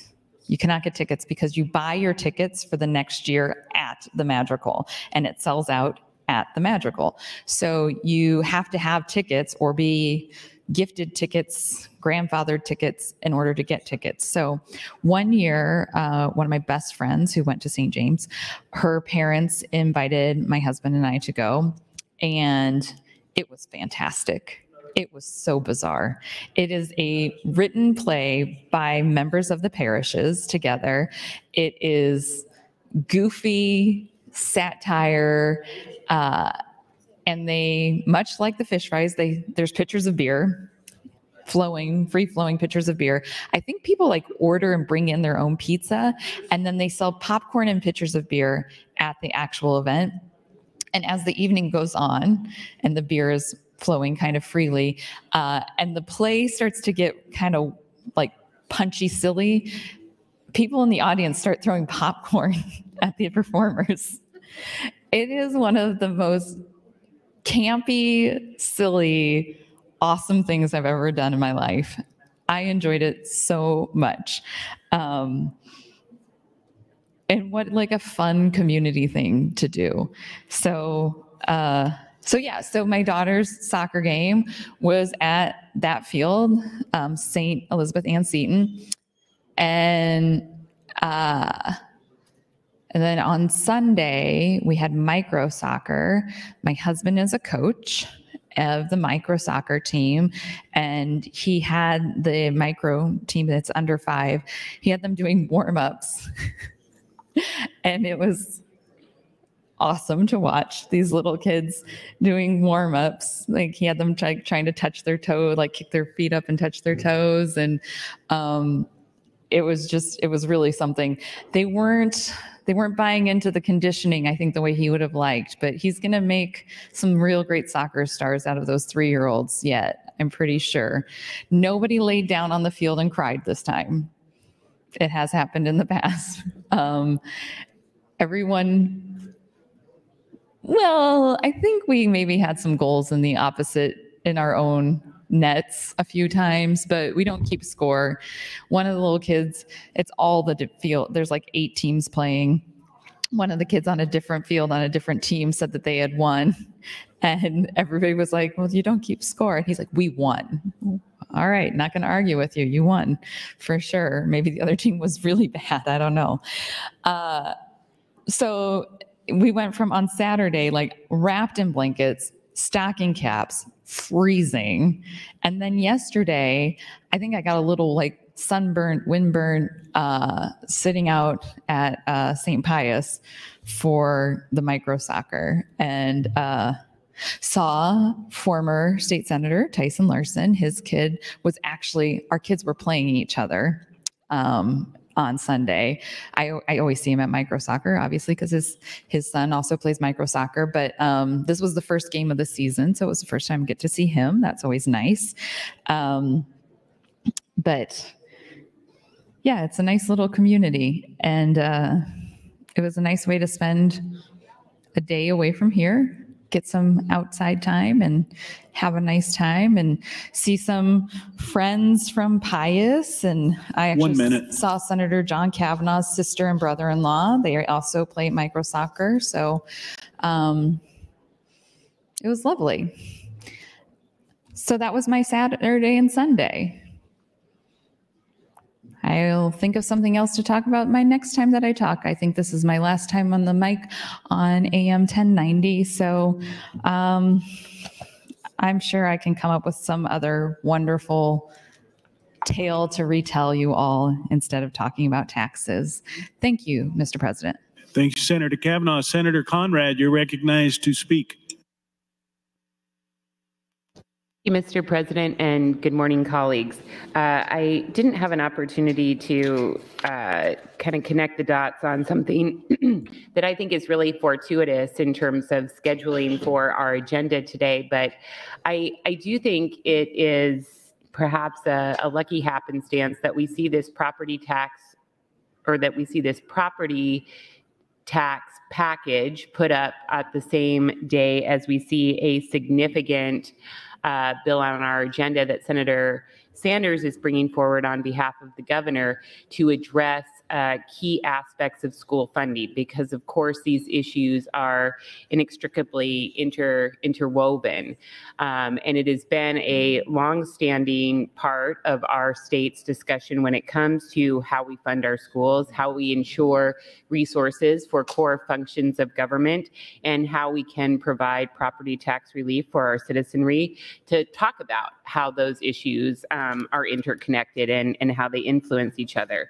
So I haven't had a chance to dig in for all of the districts across the state, but I did have a chance to see some analysis and commentary from Open Sky late last week that raised how the combination of these two measures, the education plan, including the future fund, and the property tax plan, may end up being a wash for some districts in terms of the additional resources or revenues that they may be able to receive from the state. So I think it's really important as these measures continue to move through the process that we think about what, of course, that impact might have for school districts in our district, and then to also take to heart our obligation to be state senators and try and figure out what the best approach for the whole school is, or for the whole state is there. But I do worry a little bit about how these measures together may impact some schools' ability to meet the needs of their community.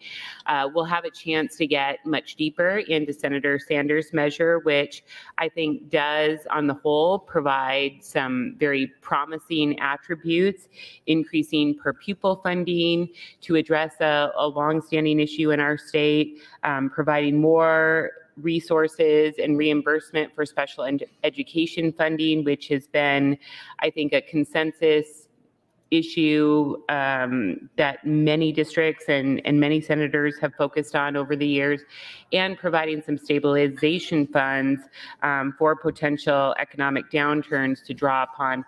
All of those, I think, on the whole, can find a lot of consensus and have a lot of merit.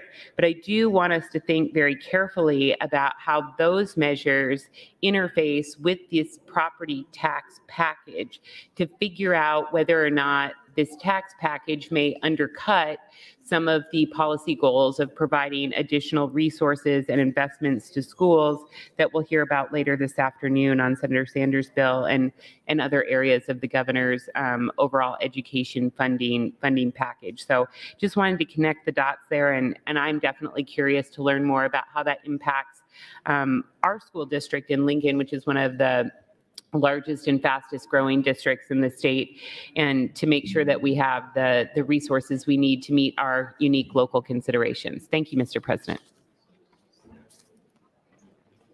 Thank you, Senator Conrad. Senator Moser, you're recognized to speak. Thank you, Mr. President. Good morning, colleagues, and good morning, Nebraska. I support LB 243, Senator Breezy's bill to address property taxes and among other things. So if you're at home watching what's going on here, some senators are trying to drag this out till we reach the point of cloture, which by my math is going to happen sometime this afternoon between 3:30 and 4 o'clock, depending on when the actual button got pushed on the stopwatch up on the desk where everything is controlled. So if you really want to know what's going to happen, you can come back about 3:30. And it's kind of like watching a soap opera for weeks and weeks and weeks, and then all of a sudden something happens. 3:30 this afternoon, that's when something's going to happen. The mention of a deal on 1107 being binding on us years later is, I think, incorrect. Things have changed since we passed 1107. Revenues are up so very substantially. Valuations are up even more. And so even though we have levy lids on all the taxing authorities, when the valuation goes up, that gives them more money to spend, and the valuations have gone up faster than inflation has, so that gives them room in their budget. So that's why Senator Breezy's bringing this bill. It's not going to reduce taxes, it's just going to reduce the increase in taxes. If I go back to my district and said, oh, we have a deal from 2 years or 3 years ago on 1107, and you should be happy paying the taxes you're paying, that would start an uproar. People in my district are vastly disappointed that the state is collecting so much money and not giving some of it back to them. Thank you. Thank you, Senator Moser. Senator Blood, you're recognized to speak. Thank you, Mr. President. I stand in support of Senator DeBoer's amendment and actually in support of the revenue amendment and eventually maybe the underlying bill. I can tell you, Senator Breezy, I spent the weekend rereading through everything, and I sincerely believe that you guys have made a very strong effort to do better this time, and I just want to put that on record. But you'll notice I put up an amendment, and the reason I put up an amendment is because I really feel that we can do even better when it comes to making sure that the relief goes to the people who need it the most. But since it is not up on the board, I'm not going to pontificate about circuit breakers yet again, but I will, should we be lucky enough to get to it. But I do want to say something that I want people to think about, especially those that aren't participating in debate, those who just always vote along party lines without really any discussion with people who bring bills forward, who suggest changes. You know, I get asked a lot, like, why do so many people on the floor of the legislature wear black? Why do they wear dark clothes? And I always make the joke that it's because they're grieving the slow death of democracy. And with all due respect, yeah, I do it as a joke, but I actually believe that because I never thought that I would see what I've seen, especially this year on the floor of the legislature. So how do we kill democracy? Well, we're killing it with the extreme polarization that we've seen. And you see that when there's big money, certain wealthy families in Nebraska, making sure that people get into office, dark money, special interest money. You see that. That's how people are getting in now. You put your head down, you let us do all the dirty work, and we're going to get you into office. Economic inequality. You hear Senator McKinney and Senator Wayne talk about that all the time, but I don't see that reflected in the policy that we bring forward. Social tensions, personalist politics. You know, where individuals mostly, thanks to social media as the foundation, subvert the constitutional checks and balances between the executive and the legislative branches. Much like what happened with the first round of the bill in reference to broadband. A bill that was brought forward that really didn't have to even be a bill, but we wanted to make sure that we codified that it went to the executive branch, which is puzzling that we wasted so much time on something that didn't have to be put into legislation. It didn't put any extra guardrails in. It really didn't do anything but make sure that people knew that we were creating this new broadband office, even though one already exists, and we're moving it under the executive branch. It could have been done without legislation. So sometimes I feel like the priorities that we're pushing forward aren't about better government,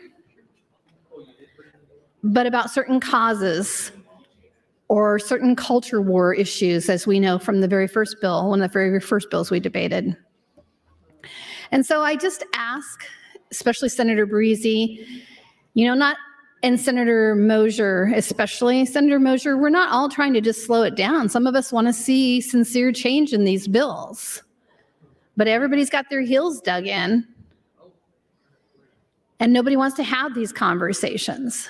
I was just told outside that if you want to bring a bill forward, that the speaker wants to make us prove that we have 40 votes in order to get it on the agenda. What's that about? Why do we pick priority bills if we can't get it on the agenda? 1 minute. Things are not normal in the body. We can change what's going on in the body. People have to start having conversations. People have to start taking what's said on this mic seriously. And let's have these conversations. Let's not just jump at each other, but to try and make legislation that comes through better. I strongly believe that Senator Breezy and others that are involved in this bill did their very best this year, and I was really impressed with what I read. But I still think we can do better, and we need to have these conversations. Thank you, Mr. President. Thank you, Senator Blood. Mr. Clerk, for a priority motion. Mr. President, Senator Breezy would move to recommit LB 243 to committee. Senator Breezy, you're recognized. Mr. President, I will withdraw that motion. The motion is withdrawn. Returning to debate on AM 1090. Senator Erdman, you are recognized to speak. Thank you, Mr. President. Let me start with this. The Bible says, don't grow weary in doing good. So that's my motto.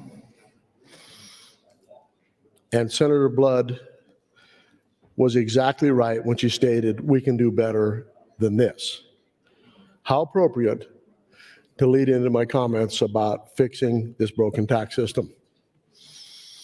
So those of you who are listening back home, you may not have tuned in on Friday of last week.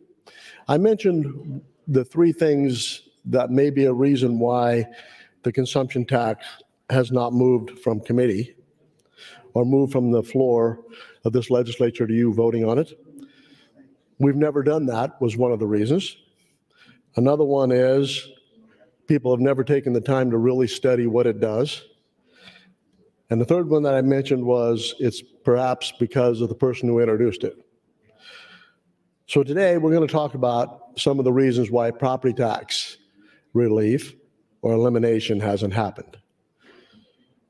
What we hear almost always is it takes away local control. Never is it stated in the proposal to limit a school by telling them who they should hire as a superintendent, when they should be open, or what they should teach. Any county in the state to do certain things, they still have control over their budget. And so I am very much in support of local control. In fact, I may have an idea about the most opportunistic local control there is.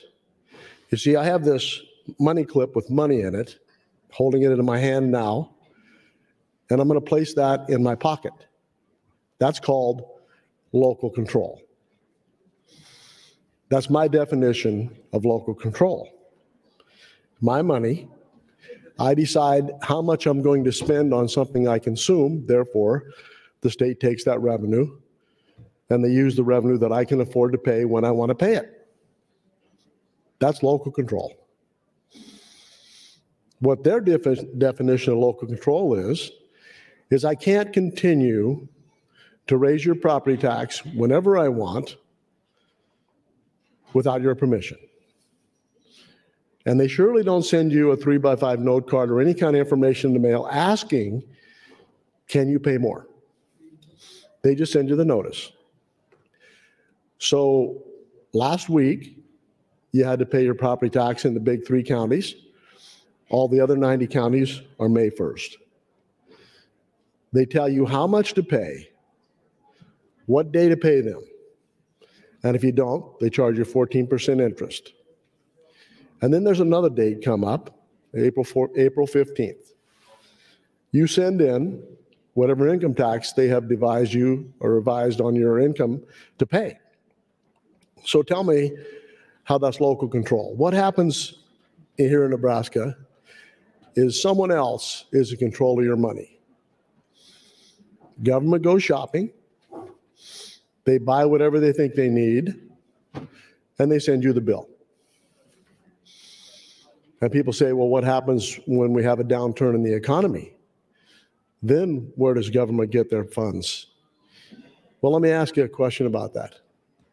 Let's say we have a downturn in the economy, or we have a thing like COVID comes and someone loses their job. 1 minute. And they can't afford to pay their property tax. Then what? Don't worry, don't worry. On the first Monday in March, every county in the state, their treasurer sells the certificates that weren't paid. So every dollar is always collected because that person gets 14% interest for paying your taxes.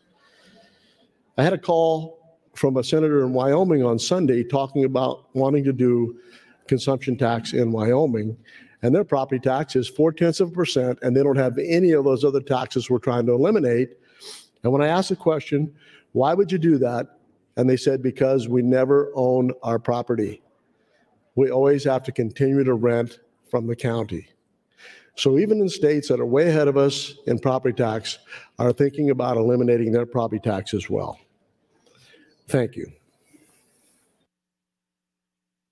Thank you, Senator Erdman. Senator Breezy, you're recognized to speak.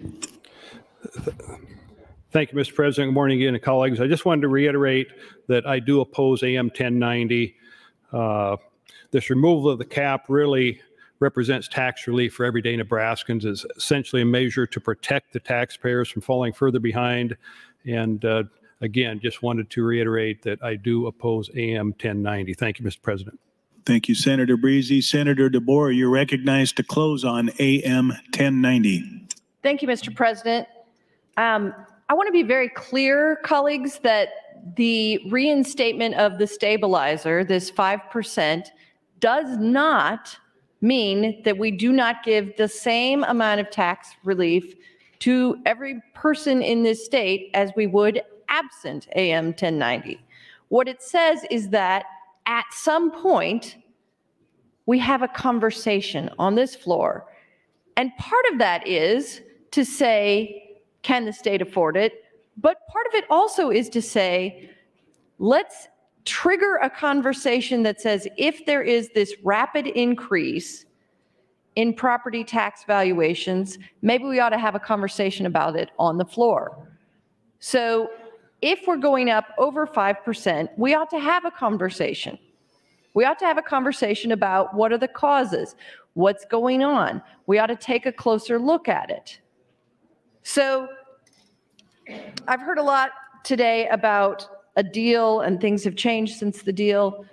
The deal wasn't, we don't give property tax relief beyond 5%. The deal was that there is a percentage of growth above which we come back here and we have a conversation. I've even suggested if things have changed, maybe we change the percentage. This one keeps the 5%. Perhaps on select file, we can talk about a different number. But when we're building this fund, the question is, when we're building this fund, if there is a percentage above which we say, we ought to take a pause. Not that we won't do it, but we ought to take a pause and look at this and have this conversation. It ought not be automatic at some point. Maybe it won't even change the amount. Probably it won't change the amount that we put in the 1107 fund, but it will allow us as a body to say, we ought to talk about this.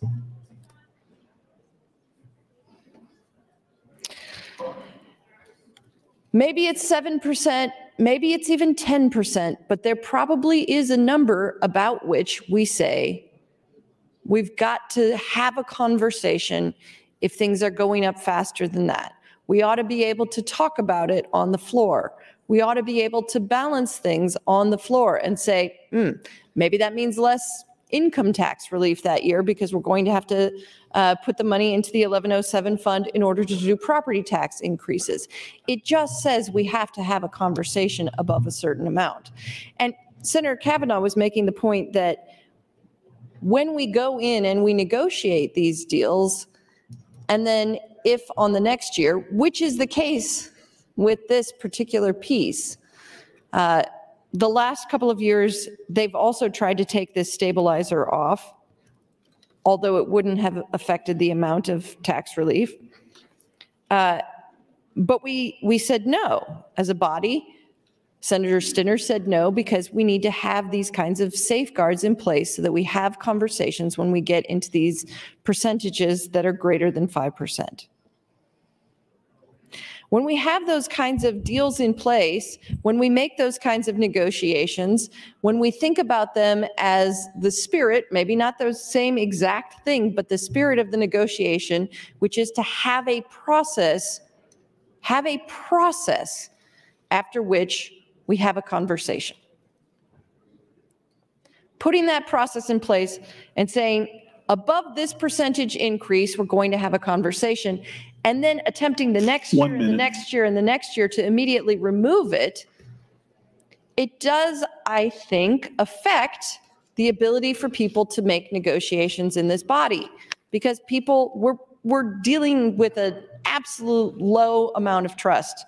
And to some extent, I see why folks are reluctant to make agreements and make negotiations if they just feel like they're not going to stick the very next year.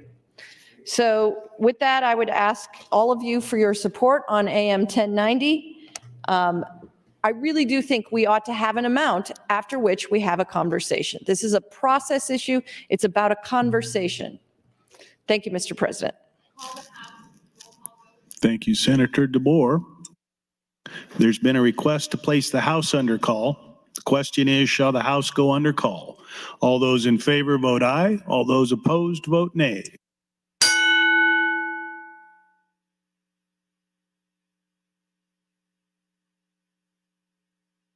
Record, Mr. Clerk. 16 ayes, 4 nays, Mr. President. Place House under call.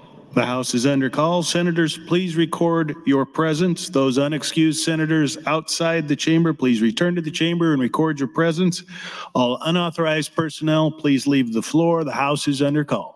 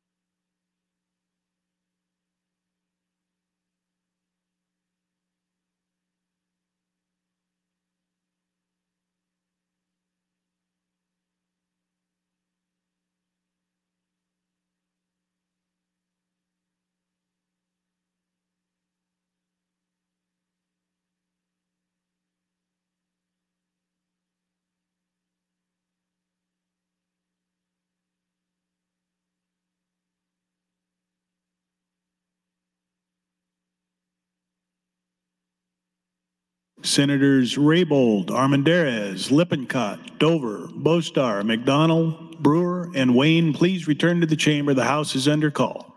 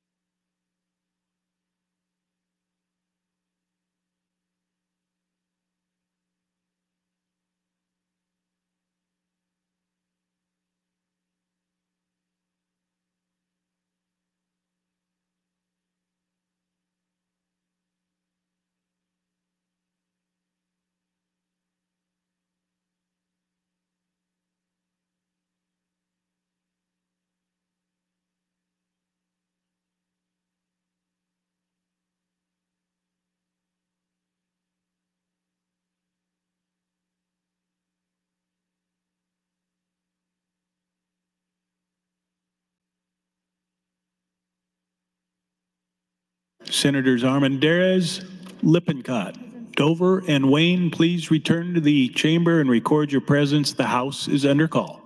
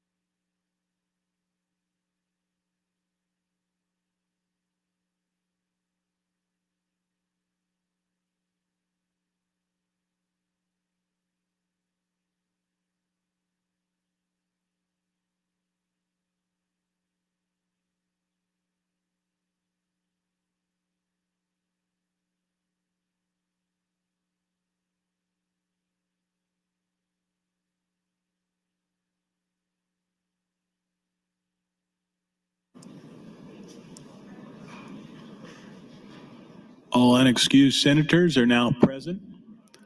The question is the adoption of AM 1090. Roll call vote requested. Mr. Clerk. Senator Wishart. Voting yes. Senator Wayne. Voting yes. Senator Walls. Voting yes. Senator Von Gillern. Voting no. Senator Vargas. Senator Slama. Voting no. Senator Sanders. Voting no. Senator Reapy. Voting no. Senator Raybold. Voting yes. Senator Merman. Voting no. Senator Mosier. Voting no. Senator McKinney. Voting yes. Senator McDonald. Voting yes. Senator Lowe. Voting no. Senator Lippincott. Voting no. Senator Linehan. Voting no. Senator Kauth. Voting no. Senator Jacobson. Voting no. Senator Ibach. Voting no. Senator Hunt. Voting yes. Senator Hughes. Voting no. Senator Holcroft. Voting no. Senator Hardin. Voting no. Senator Hansen. Voting no. Senator Holleran. Voting no. Senator Geist. Voting no. Senator Frederickson. Voting yes. Senator Erdman. Voting no. Senator Dungan. Voting yes. Senator Dover. Voting no. Senator Dorn. Voting no. Senator DeKay. Voting no. Senator DeBoer. Voting yes. Senator Day. Senator Conrad. Voting yes. Senator Clements. Voting no. Senator Michaela Cavanaugh. Not voting. Senator John Kavanaugh. Voting yes. Senator Breezy. Voting no. Senator Brewer. Voting no. Senator Brandt. Voting no. Senator Bostelman. Voting no. Senator Bostar. Not voting.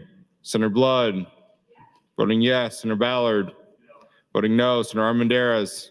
Voting no. Senator Arch. Voting no. Senator Albright. Voting no. Senator Aguilar. Vote is 13 ayes, 31 nays, Mr. President, on adoption of the amendment. AM 1090 is not adopted. Raise the call, and Mr. Clerk for a motion. Mr. President, Senator Michaela Cavanaugh would move to reconsider the vote on AM 1090. Senator Michaela Cavanaugh, you're recognized to open. Thank you, Mr. President, colleagues. So this is a motion to reconsider the vote that we just took. I am nothing if not an advocate for exercises in futility. So we could potentially reconsider our vote on AM 1090.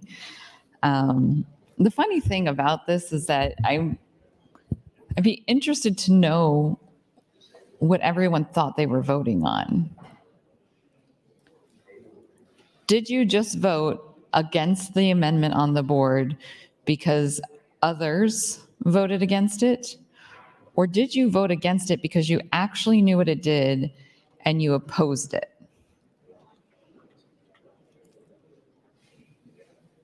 Now, a few of you, Senator Mosier, I know he voted against it because he opposed it. He stood up and he shared that, and I listened to him. But most of you are not actively engaged in the conversation that's happening here. And I don't mean to say that, so people at home, everyone is working here like all of the time, whether you see people in their seats or not. There's meetings happening under the on the sides, under the balconies, or off-site in other rooms. That's not to say that people aren't doing work, but sometimes I question if people are paying attention. I know that there have been several procedural votes that have happened this year where individuals have just voted with what the majority was doing without consideration and then later said, I didn't know what I was doing. And that's been said enough times now that I genuinely don't know if people know what they're doing when they're voting. Are you thinking about your votes? Or are you voting the way that others are voting just because it's easier than thinking about it. It's a genuine question for the body. When nobody engages in the debate of something so substantive, hundreds of millions of dollars substantive, and then just votes against things on the board, not present, not voting, mind you. No. Voting, no. See, sometimes people will be historically present, not voting, if they're unsure about what's going on, if they are unsure about where they stand on something. This body collectively has a lot of conviction that I've never seen before. Very few people, if any, are unsure. It is either clearly yes or clearly no, which is a fascinating shift.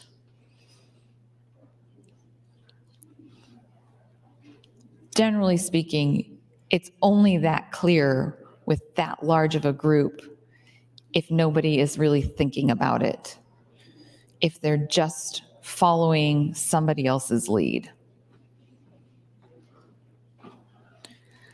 It always takes a little bit of time for incoming senators to get in their own groove and realize that you are an independent agent, but you are independent agents. And every vote that you take is a reflection on you. Even if you are voting as a block, it's still a reflection on you as an individual.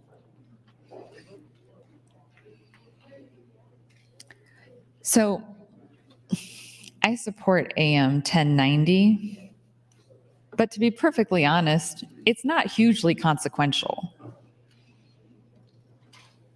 Because even if we passed AM 1090, we still, 99% certain, would take that additional revenue increase over the 5%.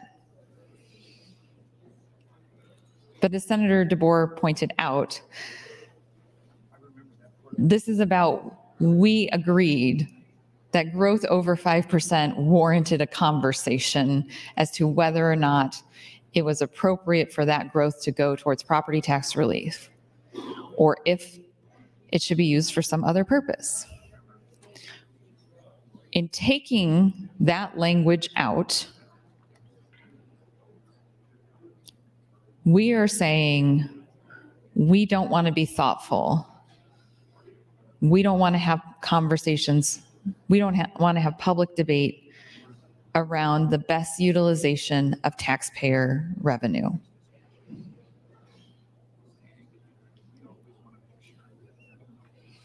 It was agreed upon,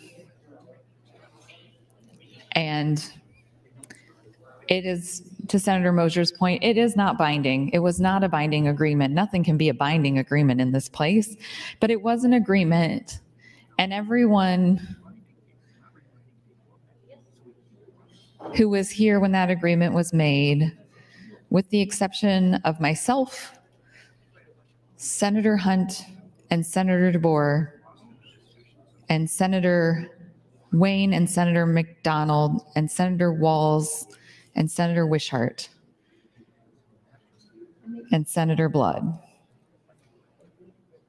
Everyone else voted to undo that agreement that was here when that agreement was made. So that tells me that agreements with you aren't worth anything. And that's fine. But don't come negotiating with me and expect me to think that you're negotiating in good faith.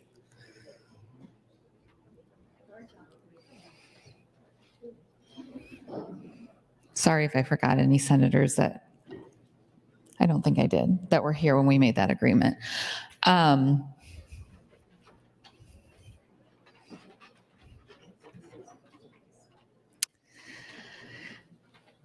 So again, we're going to take the time, regardless, So you may as well jump in the conversation, or I can go back to talking about madrigals. Or I can talk about the Appropriations Committee preliminary report. Thank you to my staff for bringing that down here. And the executive budget biennium. Ooh, now we got some hours of things to dig in on.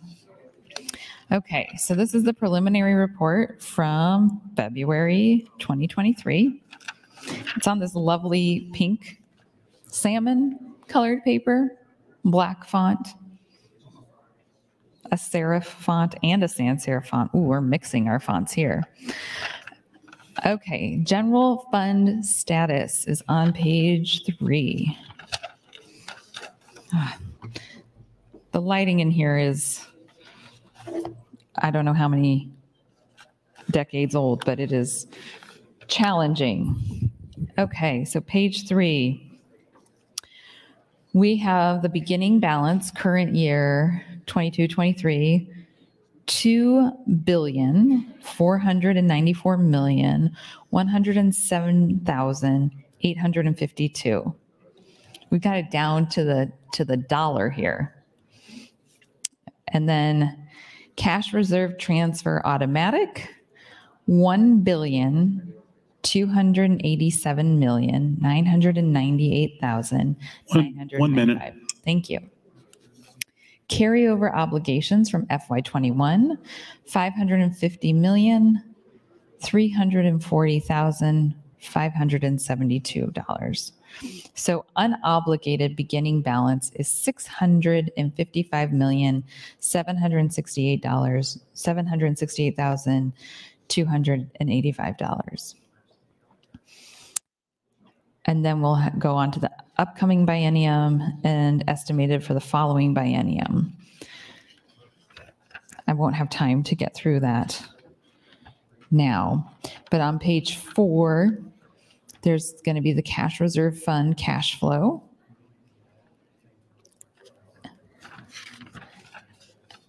And then, so the page 3 is kind of what we will, it'll look familiar when we get the budget worksheet starts getting attached to our daily.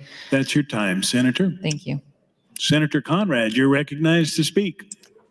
Thank you, Mr. President. And again, good morning, colleagues. I just double checked to see some of the other substantive amendments that were filed on this measure, and definitely look forward to hearing more from Senator Blood and Senator John Kavanaugh, who have been working on some, I think, alternative substantive solutions to address our shared goal of providing property tax relief to Nebraskans, but also addressing some of the, I think, nuance or perhaps areas of concern that could benefit from additional compromise, consensus, and deliberation. So whether or not Senator Kavanaugh decides to take this motion to reconsider to vote later today, I am definitely wanted to flag those amendments, those substantive amendments that were filed, so that people could start to dig into those and think about those later. One thing that I wanted to generally lift up in terms of where we are from a financial perspective and how that will impact this measure and the school measure that is on our agenda later today, and of course our budget deliberations, which are going to be forthcoming this session. And just wanted to make sure to take a moment to provide a little clarity and understanding about how Nebraska has exactly arrived at our present financial position. And I would absolutely encourage all members to look at the analysis, whether it's from the forecasting board's work when they meet periodically, that details kind of how we got to where we are today in terms of our overall financial picture, whether that is some of the commentary and analysis that's provided with the budgetary materials, or just opening up a conversation with the legislative fiscal office, which is always a fantastic source of credible, nonpartisan information about our state finances. And I think one thing that just has to be crystal clear is that big driver in why we are where we are today with unprecedented revenues available is the infusion of federal funds. From a structural perspective, we haven't seen major changes in terms of where our local revenue streams are and how that impacts our overall budgetary picture. No doubt, Nebraska has weathered the economic uncertainty of COVID and coming out of COVID in a much stronger position than many of our sister states. And we continue to see in the monthly reports over the last year or so that many of our actual revenues are beating the previous projections. So those are important things to take into account, but we cannot divorce the huge influx of federal funds, which for the most part are one-time, not ongoing, from this fiscal picture. And when it comes to writing the check, ensuring that everything works out for the income tax package, the property tax package, the school funding package, and a host of other major initiatives with significant price tags, we have to be able to have clarity on what are existing state revenues and what are bolstered by those extraordinary extraordinary infusion of federal funds, which has really changed the overall bottom line. And we cannot and should not 1 minute. Thank you, Mr. President. Move away from sound budgeting principles. We should not commit ongoing decision-making that has significant financial impacts when they're bolstered or premised upon one-time funds. So we have to have clarity about how we got to where we are and how we address that moving forward.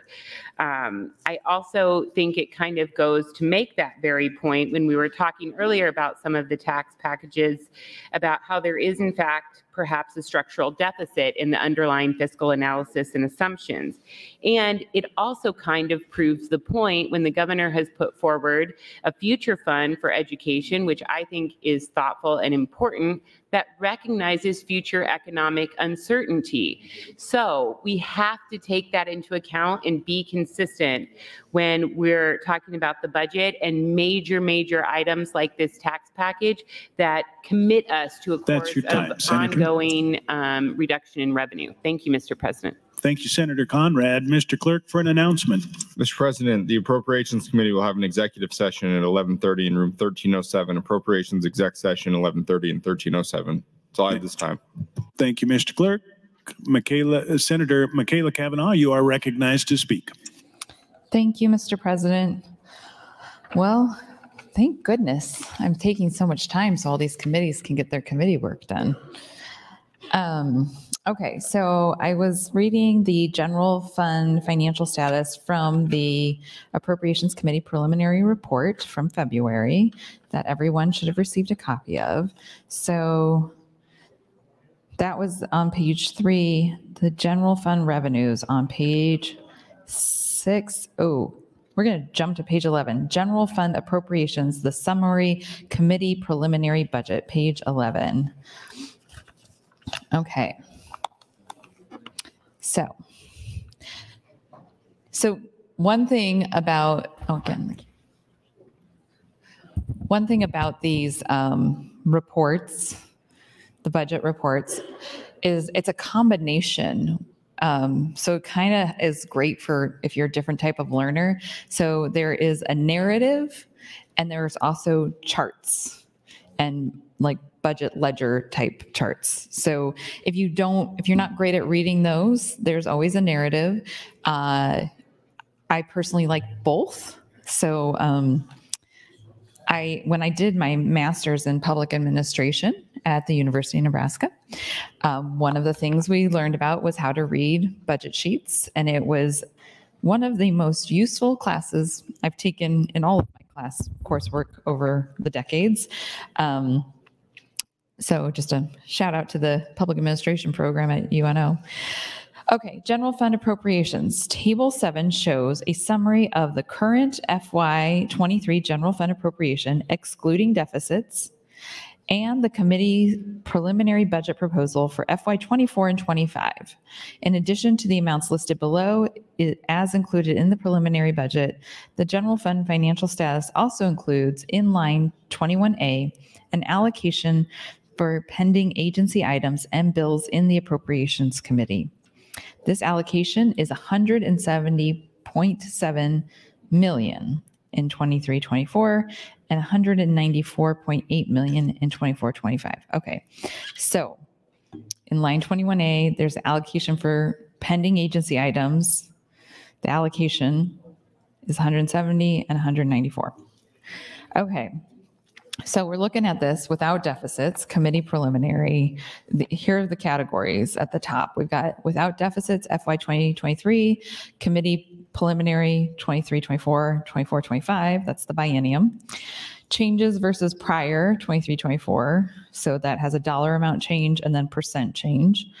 And changes versus prior 24-25. So again, dollar amount and percentage. So one interesting thing is you could just go straight to the changes versus prior to see what we're increasing in budget. And from where we are currently to the preliminary budget for this next fiscal biennium. So increase for universities and state colleges is 1.56%, less than 2%. That is not very much of an increase. HHS is a 12% increase. Correctional services is a 9%, courts 3.49%, state patrol 9.48%, retirement board 5.44%, revenue 4.41%, other 39 agencies 4.99%. I don't know how I'd feel if I was one of those other 39 agencies. You don't get named, just HHS and corrections and the courts. Okay, state aid to individuals / others. Oh, great. First one, Medicaid, negative 1.24%. Child welfare, 1.65%. Developmental disabilities, less than 1%, 0.75%. Public assistance, minus 3.52%. Children's health insurance, minus 2.75%. Nebraska Career Scholarships increased 21.76%. Aid to the arts, negative 100%. LIHEAP, negative 100%. That's your time, Senator. Senator Walls, you're recognized to speak. Thank you. Thank you, Mr. President. Good morning, colleagues. Okay, so I understand that I have been here, this is my 7th year, and still not quite understanding this whole package of tax cuts, property tax cuts yet. So it's finally starting to click a little bit, but I wanted to ask Senator Breezy if he would yield to some questions for me. Senator Breezy, would you yield to some questions? Yes. Thank you, Senator Breezy. And I know I just talked with you and said, I apologize. You've probably said this over and over and over again or answered this question, but like I said, it's finally starting to click a little bit after 7 years. So I wanted to concentrate on the committee statement. Do you have that for LB 243? I don't have it in front of me, but we can try it without. Okay, I can read. I'll just read this to you, and then I have a couple questions. It says LB 243 amends the property tax credit to increase, beginning in 2024, the maximum relief granted under the act from $275 million to $700 million, with an allowable increase every year after 2024 equal. This is the part that I'm having a hard time understanding. Equal to the percentage increase in the total assessed value of all real property in the state over the past year. Can you just explain to me how that process works, that last sentence? Yes, that language mirrors the language of 1107 that we put in there in 2020 That is the allowable growth, what we call the allowable growth rate under the language of 1107. And so with that allowable growth rate, the 1107 fund, and then this fund as well with the, once we pass this, would increase by that same percentage. And again, that is the percentage growth in value of all real property in the state from year to year. And I believe the Department of Revenue would calculate that number for us. Historically, that number has averaged, in the last 10 years, it's averaged, I believe it was about 5.3%. And that was a discussion on the mic with Senator DeBoer earlier, the impact of the cap and the impact that taking the cap off would have for everyday taxpayers. So it averages 5.5. Oh, go ahead, Senator Breeze. I'm just going to add, I think Senator Kavanaugh asked earlier, what's that do? What's the impact of that? And on average, based on historical data from the last 10 years, dealing with the $560.7 million or $567 million fund, removal of that cap from 1107 would equal about $9 to $10 million a year. And so presumably it would have the same impact on this property tax credit fund, but only once we get to I believe it's year 6 or 7 out there. Okay, you got ahead of me a little bit. So the average total assessed value of real property in the state is an average of 5.5%. Is that what you're saying? Yes, the total, the average change in the total assessed value of all real property in the state is 5.3 or something like that. The average change or the average? Yes, the average change over the previous 10 years. Okay. I could find it here somewhere. Okay. And so what happens, and I know we haven't really seen this, but what happens if the total assessed value of all real property, what happens to this part of the bill if it decreases? It would increase the amount of tax relief for everyday Nebraskans. Relative to the property tax credit fund, that wouldn't take effect until I believe 2030. This amendment ramps up the property tax credit fund as per the language of the bill, but beginning I think in 2030 or 2029, this escalator would take over.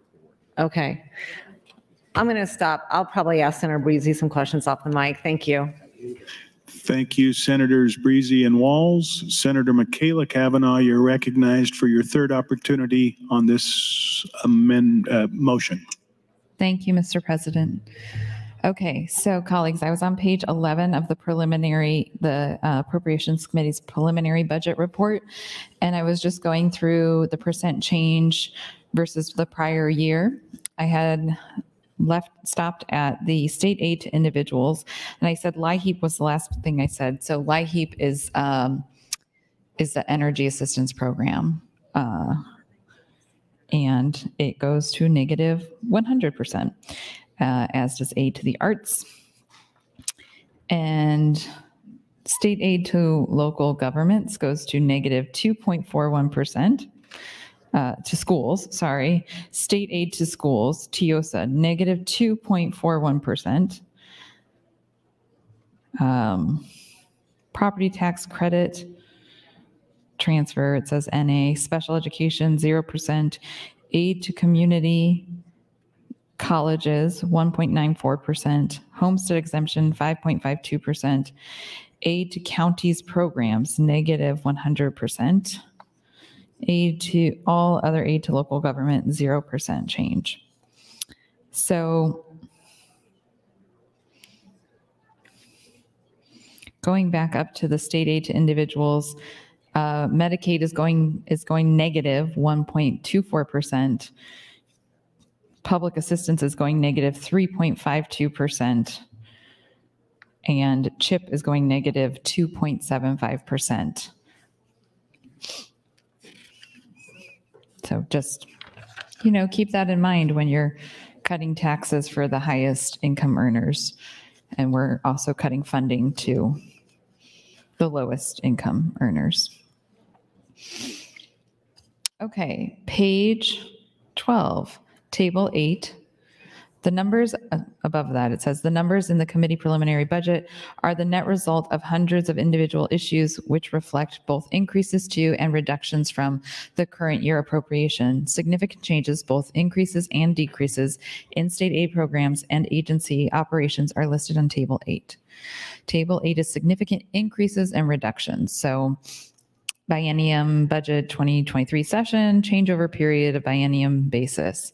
So it's got the change 23-24, 24-25, and then the 2-year total. TIOSA aid to schools is a negative 25,039,842 this year, and negative 150,058,483 next year, for a 2-year total of a negative 140,098,325.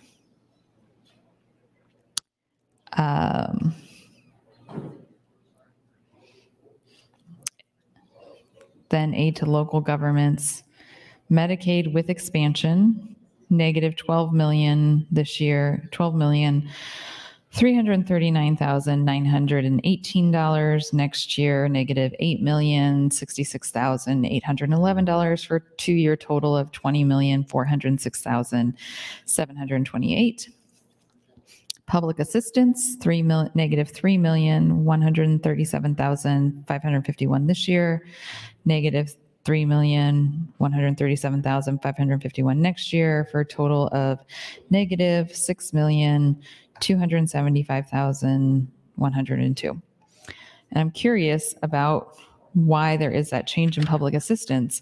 I'm wondering if it is reflective of 1 minute. the sunsets that we have in place on some of our public assistance programs like SNAP and childcare subsidy eligibility. So maybe those will change if we change those eligibility requirements.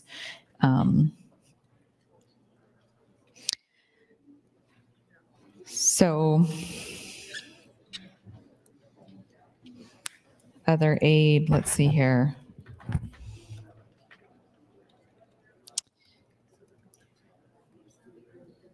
Those, I kind of covered those on the other page. Okay, agency operations. This area accounts for the cost of actually operating state agencies, including costs such as employee salaries and benefits, data processing, utilities, vehicle and equipment purchases, fuel and oil, etc. Although there are 47 state agencies that receive general fund appropriations, higher education, the University of Nebraska and state colleges, and 6 largest. That's your time, Senator, and you are recognized to close on the motion to reconsider. Thank you, Mr. President. Last week, when I was sharing the broadband strategic plan from the Department of Transportation, I was reading it while also double proofing it. So I was reading all of the commas, dashes, parentheses, and I'm now had to stop myself several times from doing that today. I think it would be almost impossible to follow a conversation about reading the budget if I read every parentheses and comma as it relates to the budget. So I'm not going to do that today. So general funds for agency operations shows a net 102.4 million increase, 5.5% in FY 23-24, and 154.4 million increase, 2.6% in FY 24-25. The most significant increase in operations are salary and health insurance increases for state employees. Salary increases for state employees account for 45.9 million in 23-24 and 75.4 million in 24-25, while health insurance cost increases, it is estimated at 4% per year, amounts to 4.5 million in 23-24 and 9 million in 24-25. Significant increases are seen in Health and Human Services, DHHS, Correctional Services, DCS, and the State Patrol, all of which had increases in 23-24 of more than 9%. This could be attributed to higher negotiated salaries for certain classifications of employees in those agencies and additional budget items, including inmate per diem costs in DCS, technology costs in DHHS, and others. A full listing of approved items is included later in this report. So an interesting thing about salaries, especially when it comes to corrections, is that we've put a lot of money into employee bonuses and incentives and corrections without increasing the actual salary. And part of that is because if we increase the salary of a certain classification of employees within corrections, that classification is carried over in other parts of the state agencies. And so we'd be increasing salaries of other state employees. I don't agree with doing that. I think that we should be increasing the salaries of state employees because they are definitely underpaid, and that is reflected of our inability to fill significant number of positions in our state agencies, including corrections. But that has been a way to get around increasing state employee pay while also trying to attempt to pay correctional workers more money through incentives and bonuses, because that is allowable. We could increase their pay, which increases their 401k matches, and they still have to pay taxes on the bonuses and incentives that they are given, but that doesn't go towards their pay scale. So if your raises are based on your pay scale, if we're not increasing their pay scale, then it's a very circular game that we are playing with state employees when we should just be increasing wages. So that's my pitch there for increasing state employee wages. And also legislative state employee wages, just going to put that in the record. We should definitely be increasing those. Okay, so on page 13, how much time do I have? 1 minute. Thank you. Okay, state aid to individuals and others. I'm going to skip to page 14, TIOSA. State aid to schools, TIOSA. The following table reflects the estimate for TIOSA state aid under current law. Following that is a transition from current law, which then equals the committee preliminary budget. The committee preliminary budget includes a reduction in TIOSA. Sorry, I am just going to edit this while I'm at it. There's a duplicative word, and we are capitalizing preliminary budget some places, but not in others. So there we go. It includes a reduction in TIOSA aid in 23-24 of $25 million, and from the 22-23 base appropriation. The general fund amount required for TIOSA for the certified 22-23 aid amount is... That's your time, Senator. Thank you. Call of the House and roll call vote. There's been a request for a call of the House and a roll call vote. The question is, shall the House go under call? All those in favor, vote aye. All those opposed, vote nay.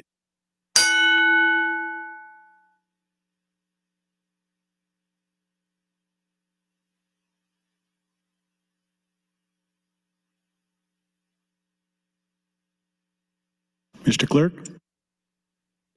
10 ayes, 2 nays to place the House under call.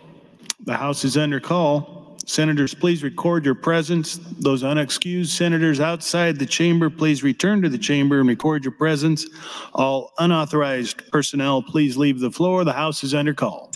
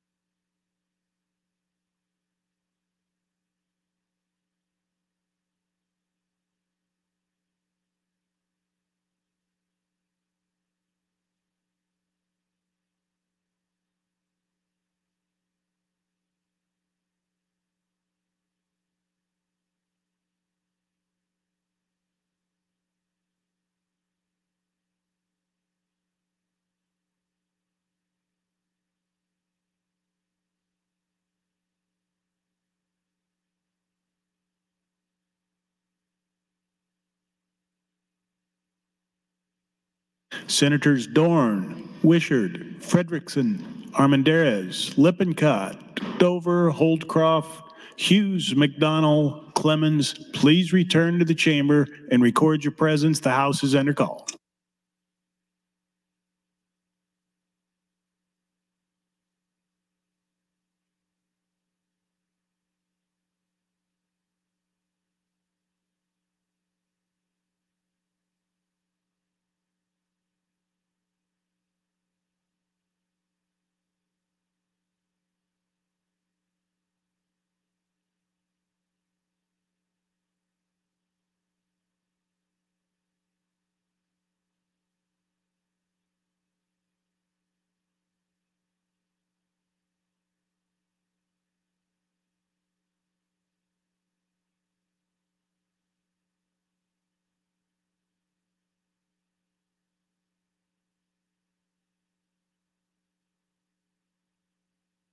All unexcused senators are present. There's been a request for a roll call vote. The question is the motion to reconsider. Mr. Clerk. Senator Aguilar, Senator Albright, voting no. Senator Arch, voting no. Senator Armendariz, voting no. Senator Ballard, voting no. Senator Blood, voting no. Senator Bostar, voting no. Senator Bostelman, voting no. Senator Brandt, voting no. Senator Brewer, voting no. Senator Breezy, voting no. Senator John Kavanaugh, voting no. Senator Michaela Kavanaugh, voting yes. Senator Clements, voting no. Senator Conrad, voting no. Senator Day, Senator DeBoer, voting yes. Senator DeKay, voting no. Senator Dorn, voting no. Senator Dover, voting no. Senator Dungan, voting no. Senator Erdman, Senator Frederickson, voting no. Senator Geist, voting no. Senator Holleran, voting no. Senator Hansen, voting no. Senator Hardin, Senator Holdcroft, voting no. Senator Hughes, voting no. Senator Hunt, voting no. Senator Ibach, voting no. Senator Jacobson, voting no. Senator Kauth, voting no. Senator Linehan, voting no. Senator Lippincott, voting no. Senator Lowe, voting no. Senator McDonald, voting yes. Senator McKinney, voting no. Senator Mosier, voting no. Senator Merman, voting no. Senator Raybold, voting yes. Senator Reapy, voting no. Senator Sanders, voting no. Senator Slama, Senator Vargas, Senator Mongillern, voting no. Senator Walls, voting yes. Senator Wayne, voting yes. Senator Wishart, voting yes. Vote is 7 ayes, 36 nays. Mr. President, on the motion to reconsider. The motion to reconsider fails. Mr. Clerk. Raise the call. Mr. President, first conflict of interest statement filed from Senator Kauth pursuant to Rule 1, Section 19.